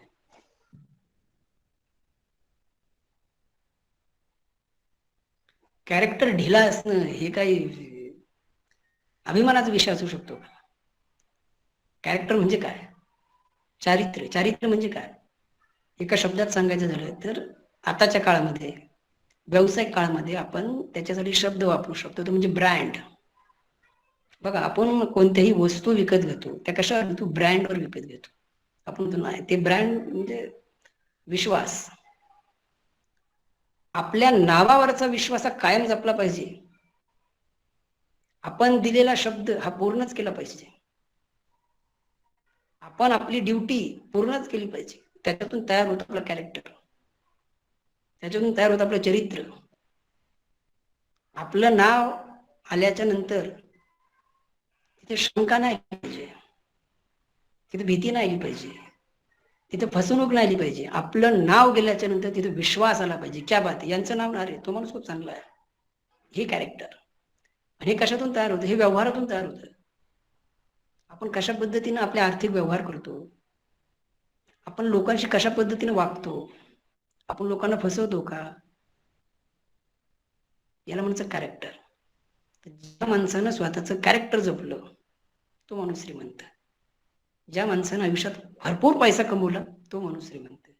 ज्या माणसानं आयुष्यामध्ये अनेक नातेसंबंध जोडले, जपले, समृद्ध केले तो माणूस श्रीमंत. आणि रिच मधला शेवटचा शब्द आहे RICH. एच म्हणजे काय? हेल्थ. तुमच्याकडे खूप पैसा आहे, खूप नाते होते, तुमचं कॅरेक्टर पण चांगलं आहे, पण वयाच्या 25 मध्ये तुम्हाला अटॅक आला आणि तुम्ही गेले, काय कामाचे ती श्रीमंती? हेल्थ जपली पाहिजे. या 4 गोष्टी ज्याच्याकडे असतात ना, तो रिच असतो. म्हणून हा रिचनेस जो आहे हा आपल्या आयुष्यात आला पाहिजे, असा आपण निश्चय केला पाहिजे. शिवाजी महाराजांकडून आपण खूप गोष्टी शिकू शकतो. करिअर निवडताना म्हणजे तुम्ही बघा, शिवाजी महाराजांना 14व्या वर्षीच करिअर निवडलं. त्यांनी 14व्या वर्षी ऐलान केलं, सांगून टाकलं की मला राजा व्हायचंय. आपण करिअर निवडताना अजूनही जे आहेत आपण कन्फ्युजच असतो. 10वी झाल्यानंतर ठरवतो, 12वी नंतर ठरवू, 12वीच्या वेळेस वेगळं ठरवतो, मग ग्रॅज्युएशन झालं, डबल ग्रॅज्युएशन, मग नंतर PhD, आणि त्याच्यानंतर परत लोक विचारतात मी कोणत्या क्षेत्रात करिअर करू. त्याचा अर्ध आयुष्य मसनात गेलेलं असतं, त्याच्यानंतर मी कोणत्या क्षेत्रात करिअर करू. करिअर निवडताना शिवाजी महाराजांचा आदर्श डोळ्यासमोर ठेवला पाहिजे. करिअर निवडताना शिवाजी महाराजांनी काय केलं? त्यांचं करिअर निवडताना त्यांनी आधी स्वतःतला स्व ओळखला. स्व म्हणजे सेल्फ. मी काय करू शकतो, माझ्या क्षमता काय आहेत. आपली सगळ्यात आधी स्वतःशी ओळख असली पाहिजे. मी काय करू शकतो, माझ्यात कोणते गुण चांगले आहेत, माझ्यात कोणते गुण वाईट आहेत, म्हणजे वाईट गुण कसे काढायचे आणि चांगले गुण कसे समृद्ध करायचे, हे एकदा कळालं की माणूस शिवाजी महाराज होऊ शकतो. शिवाजी महाराजांना त्यांच्या लिमिटेशन माहीत होत्या. शिवाजी महाराजांना त्यांचे गुण पण माहीत होते. तुम्ही बघा, ज्यावेळेस अफजल खान स्वराज्यावर चाल करून आला त्यावेळी शिवाजी महाराजांना पक्क माहीत होतं आपल्याकडे माणसं कमी आहेत, आपल्याकडे शस्त्र कमी आहेत, आपण जर रणांगणात उतरलो तर आपण मारल्या जाणार. पण म्हणून शिवाजी महाराजांना त्यांचे लिमिटेशन माहीत होते. म्हणून शिवाजी महाराजांनी काय केलं? शिवाजी महाराजांनी त्याला प्रतापगडावरती भेटायला बोलवलं, कारण त्यांना त्यांचे लिमिटेशन माहीत होते. म्हणून सगळ्यात आधी आपल्याला आपल्या लिमिटेशन माहीत पाहिजे. आपल्याला आपल्या लिमिटेशन माहीत असल्या म्हणजे आपण चांगल्या पद्धतीनं करिअर निवडू शकतो. त्याच्यासाठी आपण स्वतःला आधी ओळखलं पाहिजे. तुम्हाला म्हणजे शिवाजी महाराजांकडून अशा अनेक गोष्टी आहेत, म्हणजे तुम्ही शिवाजी महाराजांचे जस्ट फोटो जरी पाहिला तर तुमची गोष्ट लक्षात येईल. शिवाजी महाराजांकडून आपण काय शिकावं? तर शिवाजी महाराजांकडून आपण स्टाईल शिकावी. शिवाजी महाराज फार स्टायलिश होते, ते फार क्रिएटिव्ह होते, कल्पक होते. ज्या माणसाला आयुष्यामध्ये जबरदस्त करिअर करायचंय त्याच्याकडे शिवाजी महाराजांसारखी कल्पकता असली पाहिजे, आयडिया असली पाहिजे, स्टाईल असली पाहिजे. तुम्ही बघा शिवाजी महाराजांची कल्पकता बघा किंवा आयडिया बघा. तुम्ही त्या काळामधले सगळे राजे महाराजे पाहिले असतील. त्या राजा महाराजांच्या डोक्यावरती एक पगडी असायची, एक टोपी असायची. शिवाजी महाराजांच्या डोक्यावरची टोपी त्याला जिरे टोप म्हणतात. तो फक्त शिवाजी महाराजांच्याच डोक्यावर आहे. ती शिवाजी महाराजांची त्या काळात स्टाईल होती. त्यांनी ती स्टाईल स्वतः तयार केली होती. ती त्यांची क्रिएटिव्हिटी होती. सगळे महापुरुष, सगळी मोठी माणसं हे स्वतःची एक स्टाईल तयार करतात. गांधीजींची स्टाईल बघा, स्वतः तयार केलेली स्टाईल होती. स्वामी विवेकानंदांची बघा, स्वतः तयार केलेली स्टाईल होती. या प्रत्येक माणसानं स्वतःची स्टाईल तयार केली, कारण त्यांचा स्वतःवरती एक आत्मविश्वास असतो, त्यातून ते तयार होते. त्यांच्याकडे एक वेगळेपण असतं, त्या वेगळेपणाचा त्यांच्याकडे एक आत्मविश्वास असतो. शिवाजी महाराजांचे कपडे बघायचे, रिच कपडे एकदम. तर ते शिवाजी महाराजांकडून आपण हे पण शिकलं पाहिजे की आपली स्टाईल कशी असली पाहिजे, आपण स्वतःचा ब्रँड कसा तयार केला पाहिजे. शिवाजी महाराजांकडून शिकण्यासारखी गोष्ट म्हणजे धाडस. काय धाडस असावं. वयाच्या 14व्या वर्षी शिवाजी महाराज त्या रोहिडेश्वराच्या मंदिरामध्ये शपथ घेतात. ती त्या काळात शपथ घेतात की ज्या काळामध्ये कुणाला स्वातंत्र्य म्हणजे काय माहित नाही. ती त्या काळात शपथ घेतात ज्या काळामध्ये सगळ्या बाजूनं 5-5, 6-6 शाही ज्या आहेत, तर त्यांनी नंगा नाच लावलेला आहे. कोणाची हिंमत नाही त्यांच्या डोळ्यात डोळे घालण्याची. त्या काळामध्ये 14 वर्षाचं पोरगं शपथ घेतं, हीच एक धाड.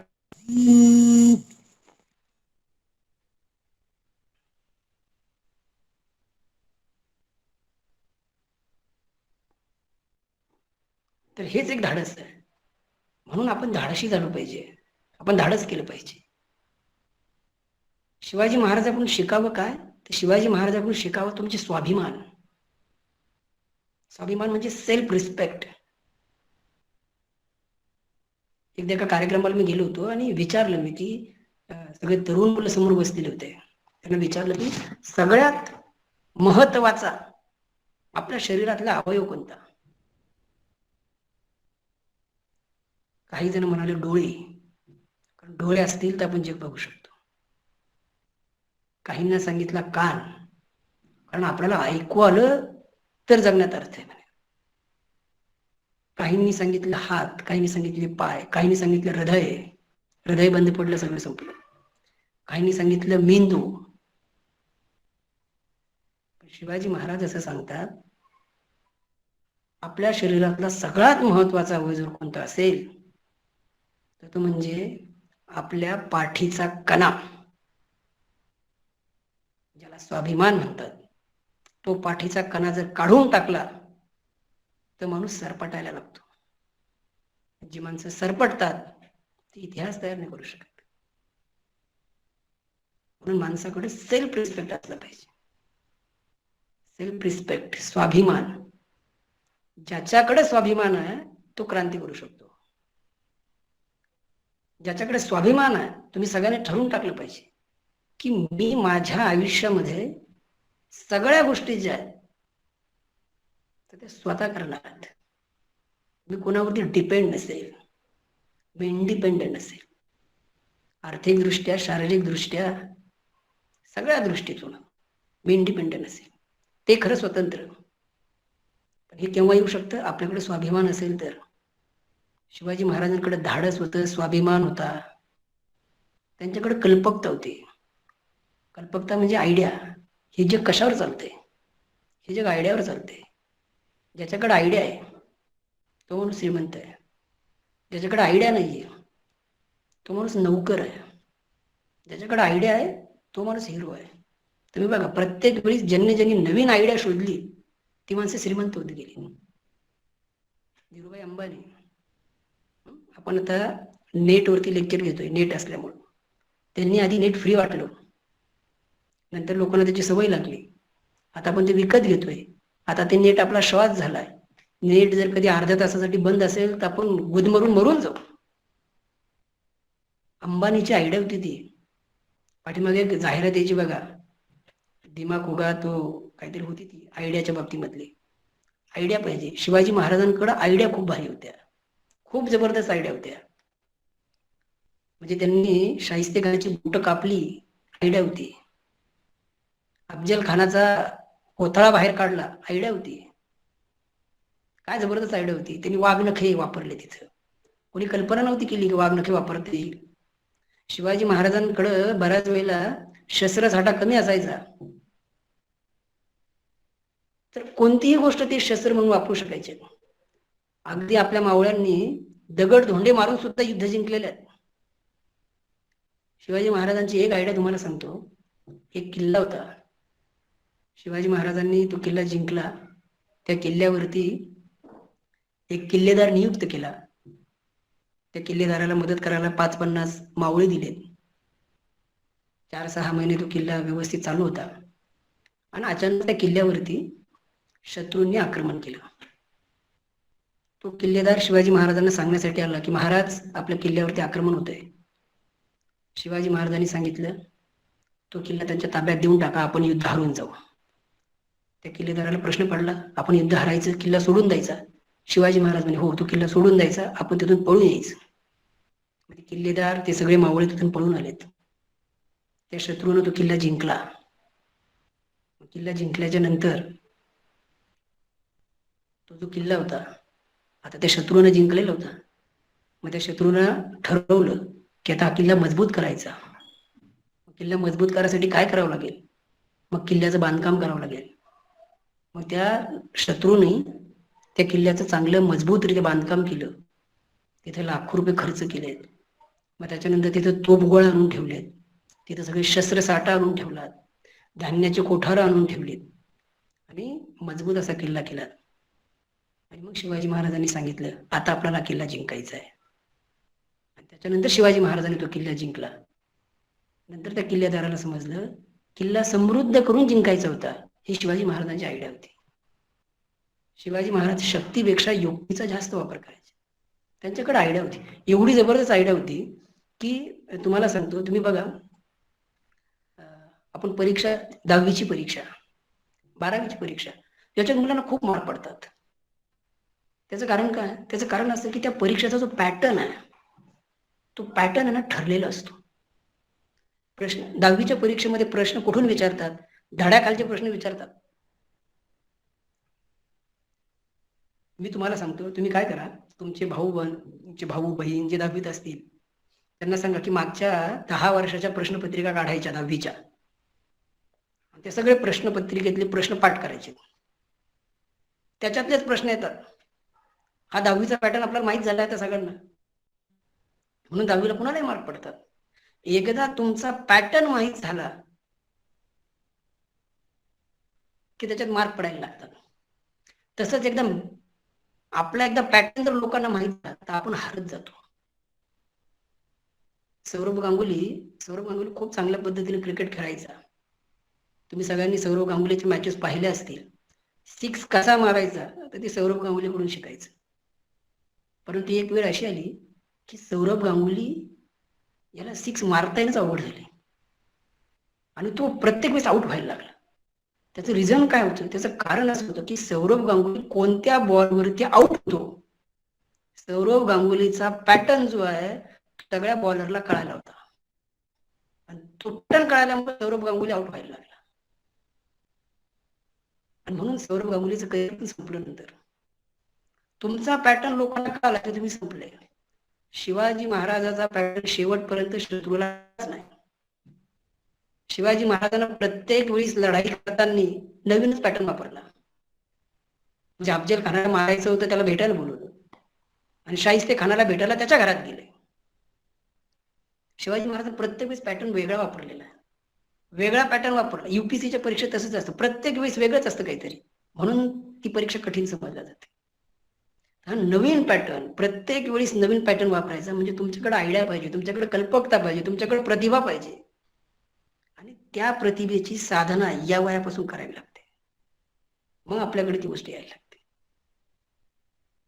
तुम्हाला म्हणजे शिवाजी महाराज हे उत्तम असे मॅनेजमेंट गुरु होते.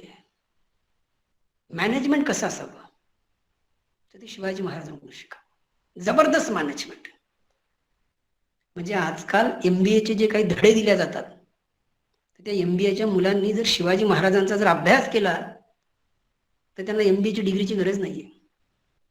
शिवाजी महाराज हेच MBAचे एक फार मोठा अभ्यासक्रम आहे. मॅनेजमेंट कशाला म्हणतात? मॅनेजमेंट म्हणजे कमी पैशात कमी मनुष्यबळ वापरून जास्तीत जास्त गोष्ट तयार करणे, त्याला म्हणायचं मॅनेजमेंट. समजा 2 विद्यार्थी आहेत. आता दोन्ही विद्यार्थ्यांकडे आपण प्रत्येकी 5-5 हजार रुपये दिले. त्यांना सांगितलं की तुम्ही 1 महिना हैदराबादला राहायचं आणि 1 महिन्यानंतर भेटायचं. हे 5,000 रुपये तुम्हाला खर्च करण्यासाठी. एक विद्यार्थी गेला, 1 महिन्यानंतर परत आला आणि त्यांनी सांगितलं की सर, तुम्ही दिलेले 5,000 रुपये जे आहे ते संपले, म्हणून मी बाकीच्या मित्रांकडून पैसे उसने घेतले, आता माझ्या 10,000चं कर्ज झाले. दुसरा पण विद्यार्थी गेला 5,000 रुपये घेऊन, तो 1 महिन्याने परत आला आणि तो म्हटला की सर, तुम्ही 5,000 रुपये दिलेले होते, त्या 5,000मध्ये मी अशा पद्धतीने व्यवसाय केला, आता माझ्याकडे 50,000 रुपये आहेत. म्हणजे काय झालं, त्याचं मॅनेजमेंट चांगलं आहे. मॅनेजमेंट कशाला म्हणतात? कमी साधन संपत्ती, कमी पैसा, कमी मनुष्यबळ असताना सुद्धा खूप मोठं काहीतरी उभं करणं म्हणजे मॅनेजमेंट. पन्हाळागड जिंकला होता. त्या पन्हाळ्यावरती 1,500 सैन्य होतं. त्या 1,500 सैन्यांना हरवण्यासाठी शिवाजी महाराजांनी कोंडाजी फर्जन सोबत 60 माणसं पाठवले होते. 60 माणसांनी 1,500 लोकांचा पराभव करावा, हे फार मोठं मॅनेजमेंटचं उदाहरण आहे. मॅनेजमेंट त्याच व्यक्तीला जमतं ज्याचं नियोजन परफेक्ट असतं. काय जबरदस्त आणि परफेक्ट नियोजन असावं. तुम्हाला उदाहरण सांगतो की ज्यावेळेस पन्हाळगडावरती शिवाजी महाराज क्वारंटाईन झाले आताच्या वाक्यानुसार, कारण सिद्धी जोहरने त्या पन्हाळ्याला संपूर्ण वेढा दिलेला होता आणि तो वेढा एवढा मजबूत होता. तो सिद्धी जोहर जो आहे तोच मुळामध्ये खूप हुशार होता, खूप ब्रिलियंट होता, कसलेला योद्धा आणि सेनापती होता. त्यांनी पन्हाळगडाला अशा पद्धतीने वेढा दिला होता की शिवाजी महाराजाच्या गुप्तहेर खात्यानं शिवरायांना सांगितलं की मुंगी सुद्धा वेढा फोडून जाऊ शकत नाही, अशा पद्धतीने वेढा मजबूत आहे. शिवाजी महाराजांना गुप्तहेर खात्याला आदेश दिला की काहीतरी करा आणि पर्यायी मार्ग काढा. आणि त्याच्यानंतर त्या गुप्तहेर खात्यातल्या बहिर्जी नाईक त्यांनी शिवाजी महाराजांना एक मार्ग सांगितला. तो मार्ग असा होता की 5 फूट रुंद आणि 6 फूट उंच असा एक चिंचोळा भाग होता की ज्याच्यातून पाणी व्हायचं. आणि त्या दोन्ही कपारीवरती म्हणजे इकडून एक दरी, इकडून एक डोंगर, इकडून एक डोंगर आणि मधून तेवढा भाग चिंचोळा समजा. आणि त्या दोन्ही डोंगरावरती तिथं दोन्ही बाजूनी सैन्य जे डोळ्यात तेल घालून वाट बघतंय की इथून कोणी निसटता कामा नये, तेवढा एकच भाग होता की ज्याच्यातून निघण्याचा मार्ग होता आणि तो पण अशक्य समजला जायचा. शिवाजी महाराज पन्हाळगडावरून 700 सैनिकासोबत तिथून निघालेत. रात्रीच्या वेळेस 700 सैनिकासोबत निघाले, तरी त्या शत्रू सैन्याच्या लक्षात आलं नाही की शिवाजी महाराज तिथून 700 सैन्यासहित निघाले. काय परफेक्ट नियोजन असेल. म्हणजे ते चालत कसे होते, एक जण पुढं, त्याच्या पाठीमागे एक, त्याच्या पाठीमागे असे 700 जण निघाले. रात्रीची वेळ, प्रचंड अंधार, वरती शत्रू सैन्य डोळ्यात तेल घालून नजर ठेवतंय. त्यातल्या एकाना जरी दुसऱ्याला धक्का दिला असता आणि एखादा ओरडला असता, ए तुझी तलवार लागली मला, ते पकडले गेले असते. पण ती प्रचंड अशी शिस्त, परफेक्ट नियोजन. तिथून शिवाजी महाराज निघाले. निघाल्याच्या नंतर पुढं काय झालं, पुढं एका शत्रू सैन्याने पाहिलंच की इथून कोणीतरी निघाले म्हणून. आणि त्यानं लगेच ती बातमी सिद्धी जोहरला दिली आणि सांगितलं की शिवाजी महाराज निघालेत, पळालेत तिथून. पण शिवाजी महाराजांकडं त्याची पुढची योजना पण तयार होती की जर कोणी पाहिलंच तर मग काय. त्या सिद्धी जोहरनी त्याच्या जावायला काही सैन्यासहित पाठवलं की शिवाजी महाराज इकडून पळाले, पाठलाग करा. शिवाजी महाराजांचं सैन्य पायी होतं, त्यांच्याकडे एक पालखी होती, त्या पालखीत शिवाजी महाराज होते. ती पालखी पुढे पळत होती. त्या सिद्धी जोहरचा जावाई 50 जणांची फौज घेऊन त्याच्या पाठीमागे पळत होता आणि पळता पळता एका ठिकाणी ती पालखी हातात लागली. पालखी हातात लागल्याच्या नंतर त्या पालखीतला शिवाजी घेऊन तो सिद्धी जोहरचा जावाई सिद्धी जोहरच्या तंबूत आला. आणि त्या तंबूत आल्याच्या नंतर तो जो शिवाजी होता तो शिवाजी सिद्धी जोहर समोर उभा राहिला. सिद्धी जोहर फार हुशार होता. त्यानं त्याच्या सोबत एक असा माणूस ठेवलेला होता की जो ओरिजिनल शिवाजी महाराजांना भेटलेला आहे. आणि म्हणून मग त्यांनी विचारलं त्याला की हाच ओरिजिनल शिवाजी का, चेक कर. दिसायला तर तो ओरिजिनल शिवाजी वाटत होता. त्याला जिरेटोप काढायला लावला, कारण अफजल खानाच्या प्रसंगाच्या वेळी शिवाजी महाराजांच्या डोक्यावरती एक जखम झालेली होती. म्हणून त्या माणसाने चेक केली की याच्या कपाळावरती जखम झाली का बघा. आणि ती कपाळावरती जखम नव्हती, तो डुप्लिकेट शिवाजी होता. तो डुप्लिकेट शिवाजी कोण होता? तो होता शिवानाभी. म्हणजे शिवाजी महाराजांकडं दुसरी योजना होती. जर सैन्याने पाहिलंच शत्रू सैन्याने तर हा डुप्लिकेट शिवाजी जो आहे तो किमान अर्धा एक तास तरी टाइमपास करेल शत्रू सैन्याचा, आणि तोपर्यंत शिवाजी महाराज पुढे निघून जातील. काय परफेक्ट नियोजन. बरं, त्याच्यात अजून एक, जो डुप्लिकेट शिवाजी होता त्याला माहित नव्हतं का की आपण पकडलं जाणार आहे. मुळामध्ये त्याला माहित होतं आणि त्याचा रोलच तो होता, आणि त्याचा रोल त्यांनी आनंदाने स्वीकारलेला होता. त्याला माहित होतं आपण पकडल्या जाणार आहे आणि पकडल्या गेल्याच्या नंतर आपण मारल्या जाणार, पण मी शिवाजीसाठी मरायला तयार आहे अशी भावना त्याच्या मनात होती. त्याचं कारण असं आहे की त्यालाही वाटत होतं की शिवाजी महाराजांचं जे कार्य आहे तेच कार्य माझं आहे. हे शिवाजीचं राज्य आहे, हे माझं राज्य आहे, हे जनतेचं राज्य आहे, आणि हे राज्य टिकलं पाहिजे. त्याच्या पुढं त्या शिवानावीनं अर्धा एक तास टाइमपास केला, तोपर्यंत शिवाजी महाराज पुढे निसटले. पुढं निसटल्याच्या नंतर सिद्धी जोहरनं पुन्हा सैन्य पाठवलं. पुन्हा सैन्य पाठवल्याच्या नंतर शिवाजी महाराजांकडे त्याची पुढची योजना होती. मग तिथे बाजीप्रभू देशपांडे उभे राहिले आणि त्यांनी सांगितलं 1000 मेले तर चालतील, पण लाखाचा पोशिंदा वाचला पाहिजे. मग बाजीप्रभू देशपांडे तिथे धारातीर्थी पडलेत. त्यांच्यासोबत 1000 मावळे गेलेत. त्यांची इतिहासात नोंद आहे नाही आहे, परंतु शिवाजी महाराजांसाठी मरायला लोक तयार होतात. त्याच्या पाठीमागचं कारण काय? अशी कोणती प्रेरणा आहे की जी शिवाजी महाराज देतात की माणसं मरायला तयार होतात? शिवाजी महाराजांकडं प्रचंड असं संघटन कौशल्य होतं.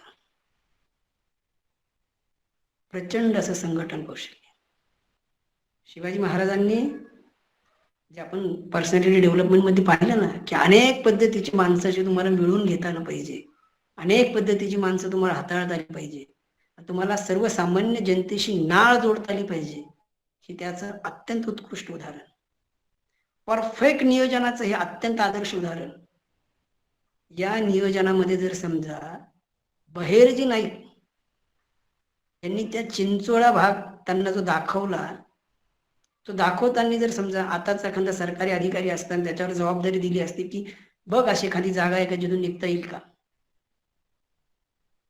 आणि आताचा एखादा अधिकारी असताना तो म्हटला असता काय बघायचं काय सांगायचं, त्यांना 1000-500 रुपये घेतले असते आणि दुसरीच माहिती देऊन टाकली असती, आज अवघड झालं असतं.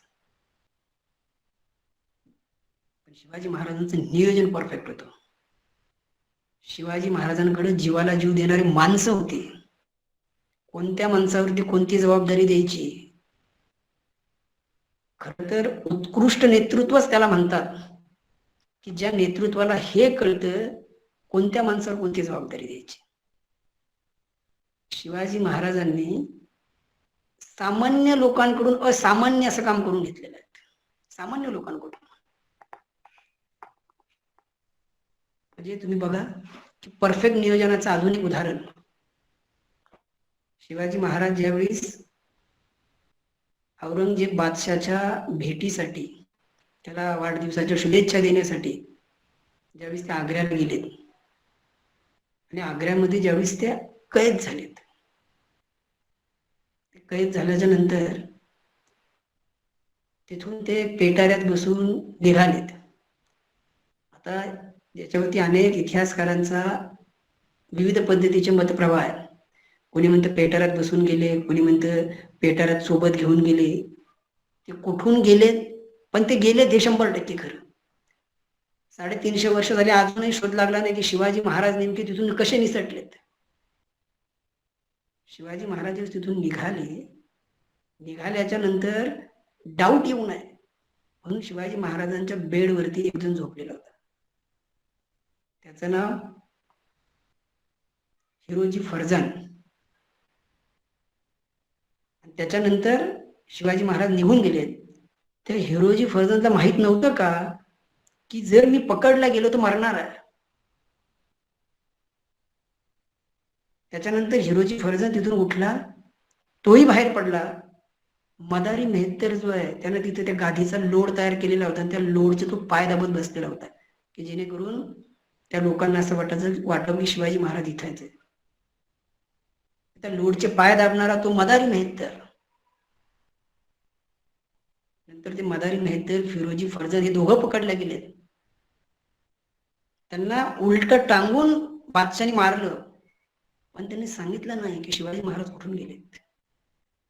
हे जीवाला जीव देणारी माणसं शिवाजी महाराजांनी उभे केली त्यांच्या आयुष्यामध्ये. हे त्यांचं संघटन कौशल्य होतं. आणि या प्रत्येक गोष्टीमध्ये काय होतं, त्या प्रत्येक गोष्टीमध्ये होतं ते म्हणजे परफेक्ट नियोजन. परफेक्ट नियोजन म्हणजे शाहिस्ते खानाची बोट कापली त्यावेळेस त्या लाल महालाला किमान 50,000चा फौज फाटा होता तिथे. शिवाजी महाराज बरोबर तिथे घुसले, त्याची बोट कापली आणि तिथून रिटर्न आलेत. हे परफेक्ट नियोजन होतं. शिवाजी महाराजांसोबतचा त्यांचा प्रत्येक सहकारी जो आहे त्याच्याकडं जबरदस्त नियोजन होतं. प्रचंड अशी शिस्त होती. ही शिस्त, हे नियोजन, हेच आपल्याला आपल्या आयुष्यामध्ये यश मिळवून देत असतं. नियोजन किती परफेक्ट करावे शिवाजी महाराजांकडून शिका. लढाईचं तंत्र प्रत्येक वेळेस कसं वापरावं हे शिवाजी महाराजांकडून शिका. म्हणजे अफजल खानाचा प्रसंग तुम्हाला माहिती आहे, पण त्या प्रसंगाकडं जरा वेगळ्या दृष्टीने जर आपण पाहिलं तर आपल्याला एक गोष्ट लक्षात येईल. प्रसंग काय की त्या आदिलशहाच्या दरबारामध्ये अफजल खानानं विडा उचलला की शिवाजी महाराजाला जिंदा या मुर्दा घेऊन येईल. आता अफजल खान कोण होता? अफजल खान त्या काळामध्ये ज्याला जागतिक कीर्ती लाभलेली होती सरदार होता. त्याची फार मोठी दहशत होती. अफजल खान असा दिसायला 7-7.5 फूट उंचीचा होता, धाड धिप्पाड होता. असं म्हणतात की सकाळचा ब्रेकफास्ट करायचा तर 10 कोंबड्या खायचा. म्हणजे त्याचा आहार असा होता. असं म्हणतात की तो एखादा पोलाद हातात घ्यायचा तर तो सहज वाकून टाकायचा. असं म्हणतात आपण एखाद्या गड किल्ल्यावर गेलो असेल, आपण पाहिलेलं आहे तिथल्या तोफा ज्या आहेत त्या हलवणं अवघड असतं. असं म्हणतात की ती तोफ सहज उचलायचा.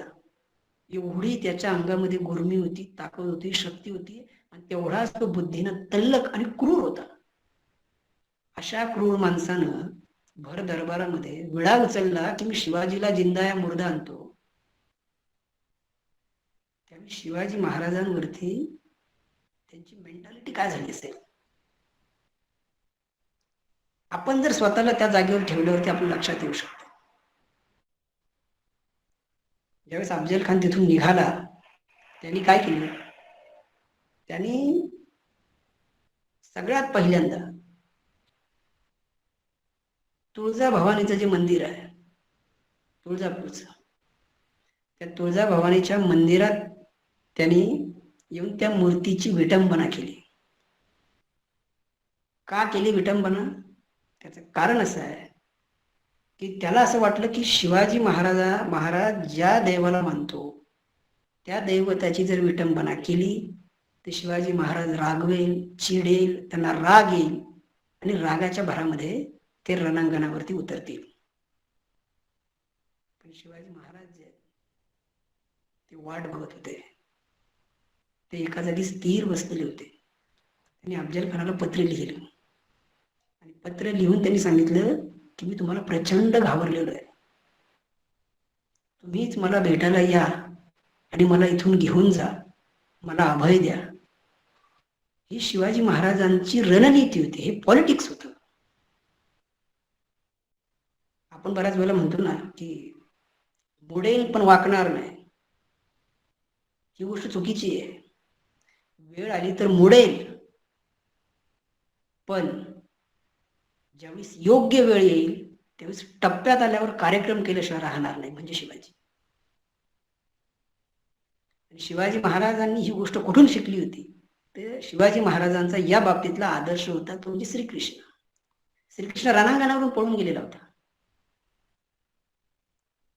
श्रीकृष्णाची सगळी रणनीती शिवाजी महाराजांनी अडॉप्ट केलेली आहे. म्हणून अफजल खानाला पत्र लिहिलं त्यांनी. बरं, ते पत्र लिहिल्यानंतर अफजल खान जो आहे, अफजल खानाने काय केलं? ते पत्र लिहिल्यानंतर सुद्धा, कारण तो पण हुशार होता, तो वेडा नव्हता, तो पंढरपूरला आला. पंढरपूरला आल्याच्या नंतर त्यांनी पंढरपुरामध्ये धुमाकूळ घातला. शिवाजी महाराजांनी त्याला परत पत्र लिहिलं. त्याच्यानंतर अफजल खानाने शिवाजी महाराजांच्या पत्नीचा भाऊ काय त्याचं नाव, बजाजी निंबाळकर, सईबाईचा भाऊ, त्याला मुसलमान केलं. म्हणजे इथं मुसलमान करण्याचा विषय नाही की जबरदस्तीनं धर्मांतर केले त्याचं, की जेणेकरून शिवाजीवरती दडपण येईल. पण शिवाजी महाराज मात्र प्रतापगडावरती लपून बसलेले आहेत. त्यांनी जनतेमध्ये प्रचंड लूट करणं चालू केले की जेणेकरून जनतेमध्ये शिवाजी महाराजांचं नाव खराब झालं पाहिजे. पण शिवाजी महाराजांना पत्र पाठवत आहे की मी घाबरलेलो आहे, मला भेटायला या, मी घाबरलेलो आहे, मला भेटायला या. आणि एक वेळ अशी आली की अफजल खानाला असं वाटलं की हा खरंच घाबरलाय. हा मेंटल गेम होता. आयुष्यामध्ये आपल्यासोबत बऱ्याच वेळेला मेंटल गेम होतो, म्हणून आपल्याला परीक्षेत मार्क कमी पडतात. आपल्या आयुष्यामध्ये बऱ्याच वेळेला हातची संधी जाते कारण आपला मेंटल गेम झालेला असतो. क्रिकेट खेळताना बघा, एखादा बॅट्समन खेळत असतो, तो बॉलर येतो, जोराचा बॉल टाकतो, फेकतो आणि जोरात ओरडतो, आउट आहे. आउट नसतो तो, पण तो मेंटल गेम असतो समोरच्या बॅट्समनवरती दडपण टाकण्याचा. अफजल खान ते करत होता, शिवाजी महाराजांवर दडपण टाकत होता. पण शिवाजी महाराज म्हणजे कूल माइंड, अखंड स्थितीचा निर्धार, परफेक्ट नियोजन करणारा, शांततेत नियोजन करणारा. शिवाजी महाराजांनी त्याला प्रतापगडाच्या पायथ्याशी बोलून घेतले. बरं, विषय म्हणजे असा की ते शिवाजी महाराजांनी बोलवले प्रतापगडाच्या पायथ्याशी. तिथे एक शामियाना उभारलाय. त्या शामियानामध्ये सगळ्यात आधी कोण पोहोचलं? अफजल खान पोहोचला. खरं तर ज्याच्याकडे अतिथी येणार असतात तो तिथं आधी पाहिजे ना. शिवाजी महाराजांकडे अफजल खान आलेला होता, मग शिवाजी महाराज तिथे पाहिजे, पण नाही, तिथं आधी अफजल खान पोहोचला. शिवाजी महाराजांनी आधीच सांगितलं होतं की तुमच्यासोबत 10 माणसं असतील, पण ती 10 माणसं जी आहे ती शामियानाच्या बाहेर असतील. आणि मग ज्यावेळेस अफजल खान तिथं आला, त्याच्यासोबत एक सय्यद बंडा नावाचा त्या काळातला एक दांड पट्टा चालवणारा तरबेज माणूस होता. शिवाजी महाराजांचा जो वकील होता, त्या वकिलानं अफजल खानाला सांगितलं तुमच्यासोबत जो हा सय्यद बंडा आहे याला दूर ठेवायचं, मग राजे येतील, कारण राजे तुम्हाला खूप घाबरलेले आहेत. पुढचा प्रसंग तुम्हाला माहिती आहे की शिवाजी महाराज अफजल खानाला भेटले, मग त्यांनी ती वाघ नख वापरले, अफजल खानाला फाडलं. तर हे सगळं परफेक्ट नियोजन आणि त्यांच्या सोबतचे जे सगळे सहकारी आहेत त्यांनी केलेला चोख कामगिरी. म्हणजे त्यातली जर शिवाजी महाराजांच्या सहकार्यानं जर एक छोटीशी जर चूक केली असती तर ती खूप महाग पडली असती. शिवाजी महाराज म्हणजे मॅनेजमेंट मधले गुरु आहेत. शिवाजी महाराजांकडून प्रत्येक जण खूप काही शिकू शकतं, खूप काही शिकू शकतं. विद्यार्थ्यांना शिकण्यासाठी शिवाजी महाराज ही फार मोठी प्रेरणा आहे. म्हणजे आपण आता पाहिलं की सैनिकांनी सुद्धा, म्हणजे आता पाकिस्तानवरती आपल्या आर्मीनं सर्जिकल स्ट्राईक केलं. ते सर्जिकल स्ट्राईक म्हणजे शिवाजी महाराजांनी शाहिस्ते खानाच्या घरात बसून त्याची जी बोटं कापली होती ते त्याचं उदाहरण होतं. शिवाजी महाराजांचं व्हिजन क्लिअर होतं, शिवाजी महाराजांचं विजडम क्लिअर होतं. आणि या सगळ्या शिवाजी महाराज घडवण्यामध्ये त्यांच्या आईचा फार मोठा वाटा होता. म्हणजे एक शेवटचं उदाहरण देतो आणि इथं मी थांबतो की शिवाजी महाराजांची आई जिजामाता, म्हणजे ज्यावेळी शिवाजी महाराजांचा शिवनेरीवरती जन्म झाला त्यावेळेस गडावरती काय सांगण्यात आलं? एखाद्याच्या घरामध्ये एखादं बाळ जन्माला येतं त्यावेळेस काय सांगितलं जातं? शिवरायांचा जन्म झाला त्यावेळी शिवनेरीवरती असं सांगण्यात आलं की राजा जन्माला आलाय. ज्यावेळी शिवाजी महाराज जन्माला आले त्यावेळी राजे होते का? राजे ते त्यावेळीच झाले. 1674 मध्ये राज्याभिषेक झाला त्यावेळेस. 14व्या वर्षी त्यांनी शपथ घेतली होती, पण त्यांचा जो जन्म झाला त्याच वेळी शिवनेरीवरती सांगण्यात आलं की राजा जन्माला आलाय. जिजामाता शिवाजी महाराजांना आवाज देताना बाळराजे या नावाने आवाज द्यायचे. जिजामाता शिवाजी महाराजांशी बोलताना शिवबा राजे असा आवाज द्यायचे. म्हणजे राजे राजे राजे हा शब्द ऐकून शिवाजी महाराजांना वाटायला लागलं की आपण राजे झालं पाहिजे. शिवाजी महाराज त्यांना रामाच्या कृष्णाच्या पराक्रमाच्या गोष्टी सांगायच्या. त्या पराक्रमाच्या गोष्टी ऐकून शिवाजी महाराजांना वाटायला लागलं की आपण पण यांच्यासारखे न्यायी राजे झाले पाहिजे. म्हणजे आपल्या मेंदूवरती लहानपणापासून कोणते शब्द पडतात त्याचा आपल्या मनावर परिणाम होत असतो. आपल्याकडे बाळ जन्माला आलं की त्याचे गाल अशा हातात धरल्या जातात आणि म्हटलं जातं बदमाश आहे, म्हणजे बरोबर बदमाशच निघते. त्याचं ब्रेन प्रोग्रामिंग त्या पद्धतीने होते. आणि ब्रेन प्रोग्रामिंग कसं करायचं हे जिजामातांना परफेक्ट माहित होतं. म्हणून शिवाजी महाराजांचा सगळा दैदिप्यमान इतिहासामध्ये आईला फार मोठं स्थान आहे. आणि ज्यावेळेस आई पाठीशी उभी राहते त्यावेळेस फार मोठा इतिहास घडत असतो. म्हणून तुम्हाला तरुण सगळ्या मुलांना मी जाता जाता एवढंच सांगेल की आपल्या आई वडिलांवरती प्रचंड प्रेम करा, खूप जणांचा आधार व्हा, स्वतःतलं स्व ओळखा, स्वतःचा रिस्पेक्ट करा, स्वतःचा स्व ओळखून उत्तम असं करिअर निवडा. स्वतःचे दोष आपल्याला माहित पाहिजे, स्वतःचे गुण आपल्याला माहित पाहिजे. सगळ्या परिस्थितीशी आपल्याला अनुकूल होता आलं पाहिजे. सगळ्या पद्धतीच्या माणसांशी आपल्याला अनुकूल होता आलं पाहिजे. सगळ्या पद्धतीच्या ऋतुमानाशी आपल्याला अनुकूल होता आलं पाहिजे. आपण खऱ्या अर्थानं रिच होऊ शकलो पाहिजे. त्याच्यासाठी आपण कणखर मजबूत असा निश्चय केला पाहिजे. तो निश्चय अखंड असला पाहिजे. शिवाजी महाराजांच्या चरित्रातून हे थोडं जरी आपल्याला शिकायला मिळालं, त्यांच्या आयुष्यातला एक अंश जरी आपल्याला मिळाला तरी आपल्या आयुष्याचं सोनं झाल्याशिवाय राहणार नाही. शिवाजी महाराज ही प्रचंड मोठी प्रेरणा आहे. एका बाजूला 33 कोटी देव आणि एका बाजूला शिवाजी, एवढा मोठा मंत्र. शिवाजी म्हणजे एक महामार्ग आहे. म्हणजे छत्रपती शिवाजी, खरं तर शिवाजी हेच नाव मोठं आहे. छत्रपती शब्द लागल्यामुळे छत्रपती शब्दाचं वजन वाढलेलं आहे. शिवाजी महाराज ऑलरेडी ग्रेट आहे. आणि शिवाजी महाराज सगळ्यांची प्रेरणा असतात त्याचमुळे होऊ शकतात, कारण त्यांच्याकडून शिकण्यासारखं खूप काही आहे. तुम्ही तुमच्या विषयात डॉक्टर व्हा, इंजिनियर व्हा, कलेक्टर व्हा, साहित्यिक व्हा, जे काय व्हायचं ते व्हा, पण आपल्या क्षेत्रामध्ये आपण शिवाजी झालो पाहिजे असा निश्चय करा. एवढं बोलतो आणि थांबतो. जय हिंद महाविद्यालयाने मला या तरुण मुलांशी बोलण्याची संधी दिली त्याबद्दल महाविद्यालयाचे प्राचार्य शीतल वेर्णेकर मॅडम, स्वप्ना वालवडकर, त्याच्यानंतर राधिका, त्यानंतर हे सगळे तुम्ही विद्यार्थी, हे तुमच्या सगळ्या विद्यार्थ्यांना खूप खूप शुभेच्छा देतो आणि इथे थांबतो. मला असं वाटतं की मी खूप वेळ बोललो, पण शिवाजी महाराजांवरती कितीतरी बोललं तरी ते कमीच वाटतं. पुन्हा भविष्यामध्ये कधीतरी या विषयावरती आपण बोलूया. तर एवढं बोलतो आणि थांबतो. जय हिंद, जय महाराष्ट्र.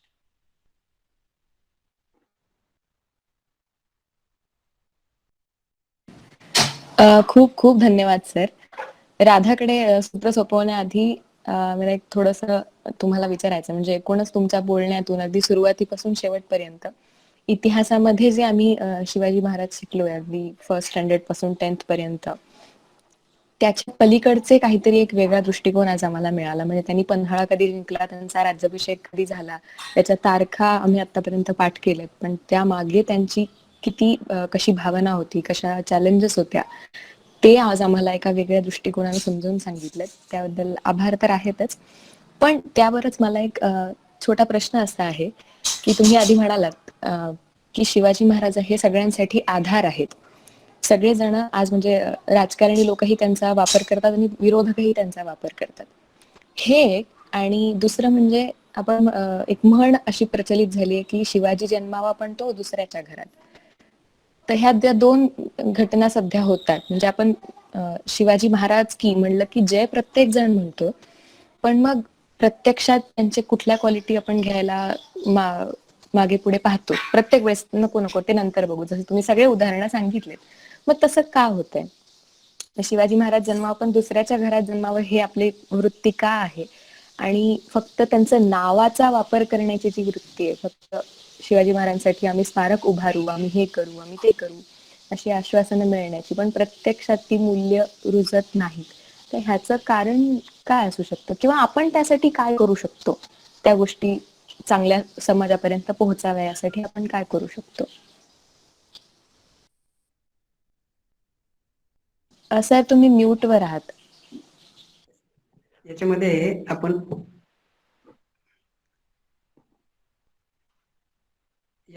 आपण एक गोष्ट सांगू शकतो, ती म्हणजे की हे जी काही म्हण आहे की शिवाजी जन्मावा पण तो शेजारच्या घरात, तर याचा अर्थ काय झाला? याचा अर्थ असा झाला की बाबा संघर्ष करायचा असेल तर तो दुसऱ्याने करावा आणि त्या संघर्षाची जी फळं आहेत ती फळं आपण घ्यावी.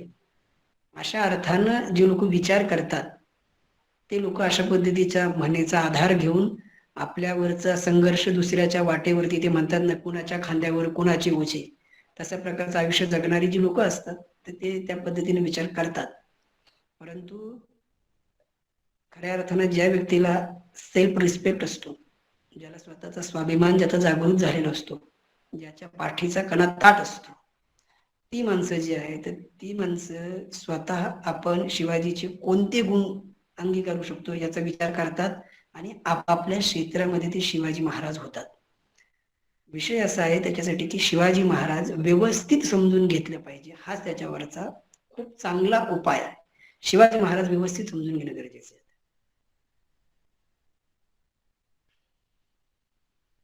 Okay sir, thank you. पुढे राधा कंटिन्यू कर. सर, आता आपण जे काही अमूल्य मार्गदर्शन केलेत, आम्हाला जी काही प्रेरणा दिलीत, आम्ही आमच्या क्षेत्रात शिवाजी व्हावं म्हणून आम्हाला स्वतःला ओळखून समृद्ध व्हावं यासाठी जे ज्ञान दिलं, साठी खरंच खूप धन्यवाद. आणि आता यापुढील सूचना रियाकडनं दिल्या जातील.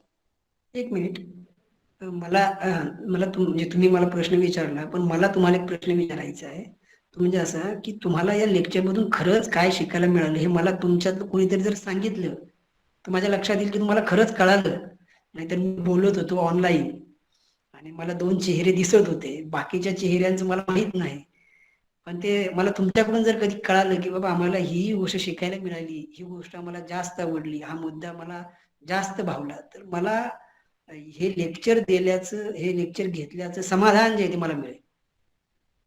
आहे का तुमच्यातलं असं कोणी मला सांगू शकेल की काय काय शिकायला मिळालं? जय हिंद कॉलेजच्या सगळ्या तरुण विद्यार्थ्यांना चॅलेंज हा प्रश्न.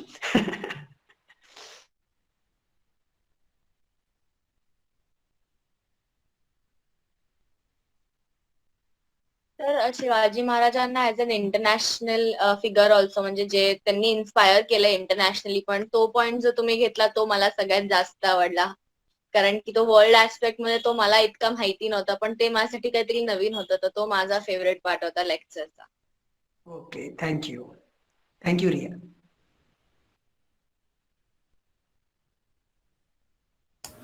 सर, मला तुम्ही सांगितलेलं, तुम्ही बोललेले की आता शिवाजी महाराजांना मी फक्त ऍज अ ग्रेट लीडर मला माहिती होते, पण जेव्हा तुम्ही त्यांचे स्टाईल मेन्शन केलं, ते स्वतःला कसे प्रेझेंट वगैरे करत होते, तेव्हा मला खूप ते रिलेटेबल वाटलं. कारण की आता कसं आपण ऑनलाईन आहोत, ऑनलाईन मध्ये खूप सारी मुलं काय काय ऑनलाईन वस्तू करतात, समजा मार्केटिंग करतात किंवा काय काय छोटे छोटे बिझनेस करतायत. त्याच्यामध्ये पण त्यांनी कसं स्वतःला रिप्रेझेंट करायचं हे पण आपण शिवाजी महाराजांकडनं शिकतोय. हे बघून मला खूप फॅसिनेटिंग वाटलं ते. म्हणून मला, आणि छोट्या छोट्या स्टोरीज पण तुम्ही ज्या सांगल्या त्या मला थोड्या थोड्या माहिती होत्या, पण मग तुम्ही संपूर्ण सांगितल्या, मला खूप बरं वाटलं ते सारे पॉइंट्स. थँक्यू. काय तुझं नाव? तर माझं नाव Devanshi. Himakshi. Devanshi. Devanshi. Okay, thank you. Thank you. मुलींनीच लेक्चर अटेंड केलेत का? मुलं आहेत का लेक्चर मध्ये?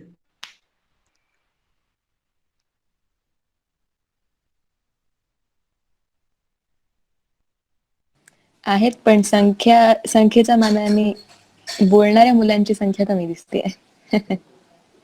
तर बाकी गुगल फॉर्म मध्ये उत्तर लिहून देतीलच ते आपल्याला, यस. त्यांना काय कळलं त्याच. बर, चालेल. ओके.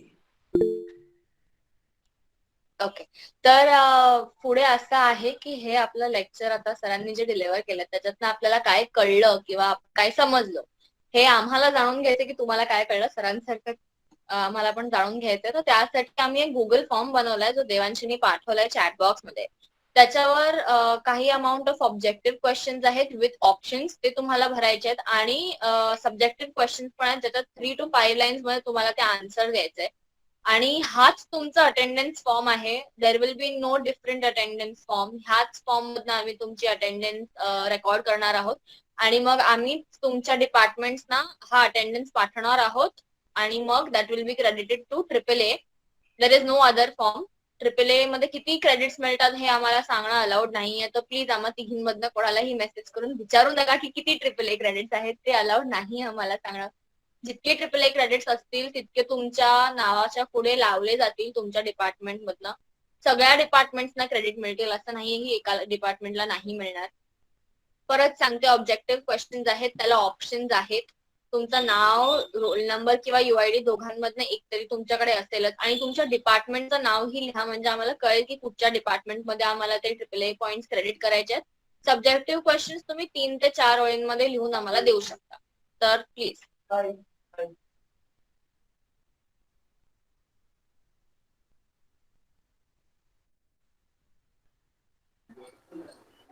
तर आता मी आपल्या मराठी वाङ्मय मंडळाच्या अध्यक्षा शीतल मॅम यांना विनंती करते की त्यांनी आपल्या आजच्या संवाद सत्राबद्दलचे त्यांचे मनोगत व्यक्त करावे.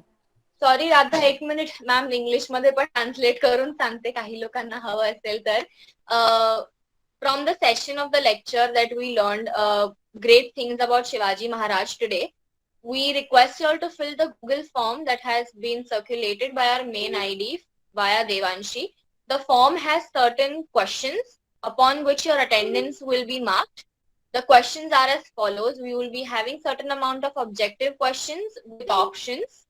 These objective questions can be marked by all. Ahead, you also have subjective questions. Subjective questions can be answered in 3 to 4 lines, maximum 5 lines, please. Upon this form, only your attendance will be recorded, and your AAA credit points will be sent to your department heads directly, and they will put it against your name.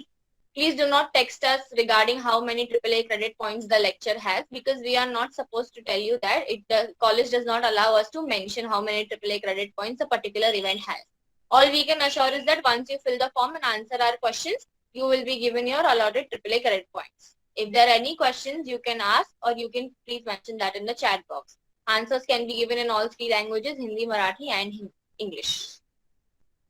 Thank you. Ma'am, please. नमस्कार. आज आपल्या audible आहे, आवाज येतोय? हो ma'am. Okay. आज आपल्या जय हिंद महाविद्यालयाच्या आपल्या मराठी मंडळाने छत्रपती शिवाजी महाराज समजून घेताना या विषयावर आपण प्राध्यापक साई महाशब्दे सरांचं आपण व्याख्यान आयोजित केलेलं होतं. तसं पता आपण बघितलं तर छत्रपती शिवाजी महाराज हे महाराष्ट्राचं म्हणण्याच्या सगळ्या जगाचं आराध्य दैवत म्हणून मानलं गेलेलं आहे. सगळ्यांचं ते एक प्रेरणास्थान म्हणून आहे. आणि शिवाजी महाराजांबद्दल आपल्याला सगळ्यांनाच थोडा अधिक माहितीही आहेत. पण शिवाजी महाराज जाणून घेणं, त्यांचं कार्य, त्यांचे विचार हे जे आहे हे समजून घेण्यासाठी आपण कितीही त्याचा अभ्यास केला, कितीही ते जाणून घेण्याचा, समजून घेण्याचा प्रयत्न केला तरी ते कमीच आहे. पण प्रत्येक वेळी आपल्याला या सगळ्या गोष्टी नव्याने आपल्याला शिकायला मिळत असतात, नव्याने काही ना काही आपल्याला जाणून घ्यायला मिळत असतं. जसं आता महाशब्दे सरांनी सुद्धा शिवाजी महाराजांबद्दल त्यांच्या कार्याची माहिती दिलीच, पण त्याचप्रमाणे एक व्यक्ती म्हणून आपल्याला त्यांचं विचार किंवा त्यांचं कार्य कसं उपयोगी ठरणार आहे हे सुद्धा सरांनी अतिशय चांगल्या पद्धतीने समजून दिलेलं आहे. आणि त्यामुळे आपल्या या व्याख्यानाचे व्याख्याते प्राध्यापक साई महाशब्दे सरांना मी खूप मनापासून धन्यवाद देते की त्यांनी अतिशय नेमक्या शब्दामध्ये त्यांनी त्यांचे आपले मोलाचे जे काही विचार आहेत, हे छत्रपती शिवाजी महाराजांबद्दल जे मोलाचे जे विचार आहेत, हे विचार त्यांनी आपल्या मोजक्या शब्दामध्ये मांडलेले आहेत. अतिशय माहितीपूर्वक असं हे त्यांचं व्याख्यान होतं. आणि त्यामुळे मी त्या ठिकाणी सरांचे खरंच खूप धन्यवाद देते. आणि आमच्या ह्या विद्यार्थ्यांना मोलाचं तुम्ही मार्गदर्शन केलेलं आहे. आणि एक व्यक्ती म्हणून शिवाजी महाराजांचे जे काही विचार आहे, शिवाजी महाराजांचं जे कार्य आहे, ते एक व्यक्ती म्हणून आपल्याला एक पर्सनॅलिटी डेव्हलप करण्यासाठी कसं उपयोगी ठरणारं आहे हे सरांनी अतिशय चांगल्या पद्धतीने समजून दिलेलं आहे. आणि विशेषतः आजच्या या तरुण पिढीसाठी खूप मोलाचं असं महत्वाचं असं ठरणारं असं आहे. कारण आपण बघतो की आजची ही जी तरुण पिढी आहे ती त्यांना एक आपण म्हणतो की आपण मार्गदर्शक असण्याची गरज, मार्गदर्शनाची चांगल्या गरज आहे. एक त्या ठिकाणी आदर्श त्यांच्या समोर हे असले पाहिजेत, आपण आदर्श त्यांच्या समोर निर्माण केले पाहिजेत असं आपण त्या ठिकाणी म्हणतो.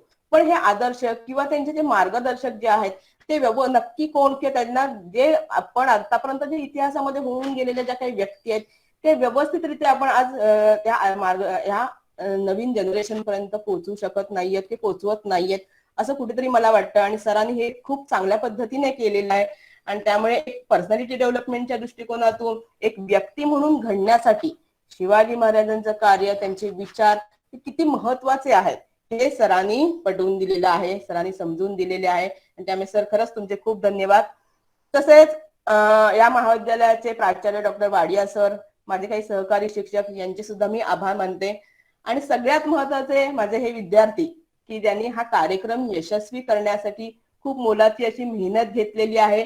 आणि उपस्थिती दाखवून त्यांनी त्या ठिकाणी म्हणजे शिवाजी महाराजांचे विचार जाणून घेण्याच्या दृष्टिकोनातून त्यांनी हे त्या ठिकाणी एकंदर सहकार्य केलेलं होतं आणि उपस्थिती दाखवलेली आहे.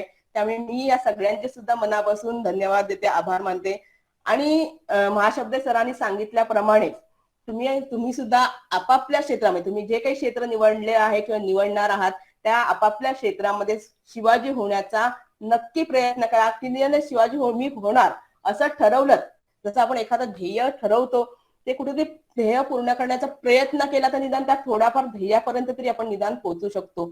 आणि त्यामुळे नक्कीच सगळ्यांनी शिवाजी होण्याचं ठरवा, शिवाजी होण्याचा प्रयत्न करा. एक माणूस म्हणून सुद्धा शिवाजी महाराजांप्रमाणे घडण्याचा प्रयत्न करा. मला सरांची खरंच खूप आजचं व्याख्यान खूप आवडलं, कारण त्यांनी वेगळ्या पद्धतीने नवीन जनरेशनला जसं आवश्यक आहे त्या पद्धतीने त्यांनी ते शिवाजी महाराजांचं कार्य आणि आजच्या जनरेशनच्या दृष्टिकोनातून एक नवी अशी सांगड घालून त्यांनी हे पटवून देण्याचा प्रयत्न, समजून देण्याचा प्रयत्न हा केलेला आहे. त्यामुळे मी खरंच महाशब्दे सर खरंच खूप तुमचे धन्यवाद देते, खूप आभार मानते. आणि पुढील जे काही आपल्याला कार्यक्रम जो आहे किंवा पुढील आपलं जे व्याख्यानाचं सुरुवात आहे तर मी रियाला सांगते की पुढे तू कंटिन्यू कर. ओके, धन्यवाद सर.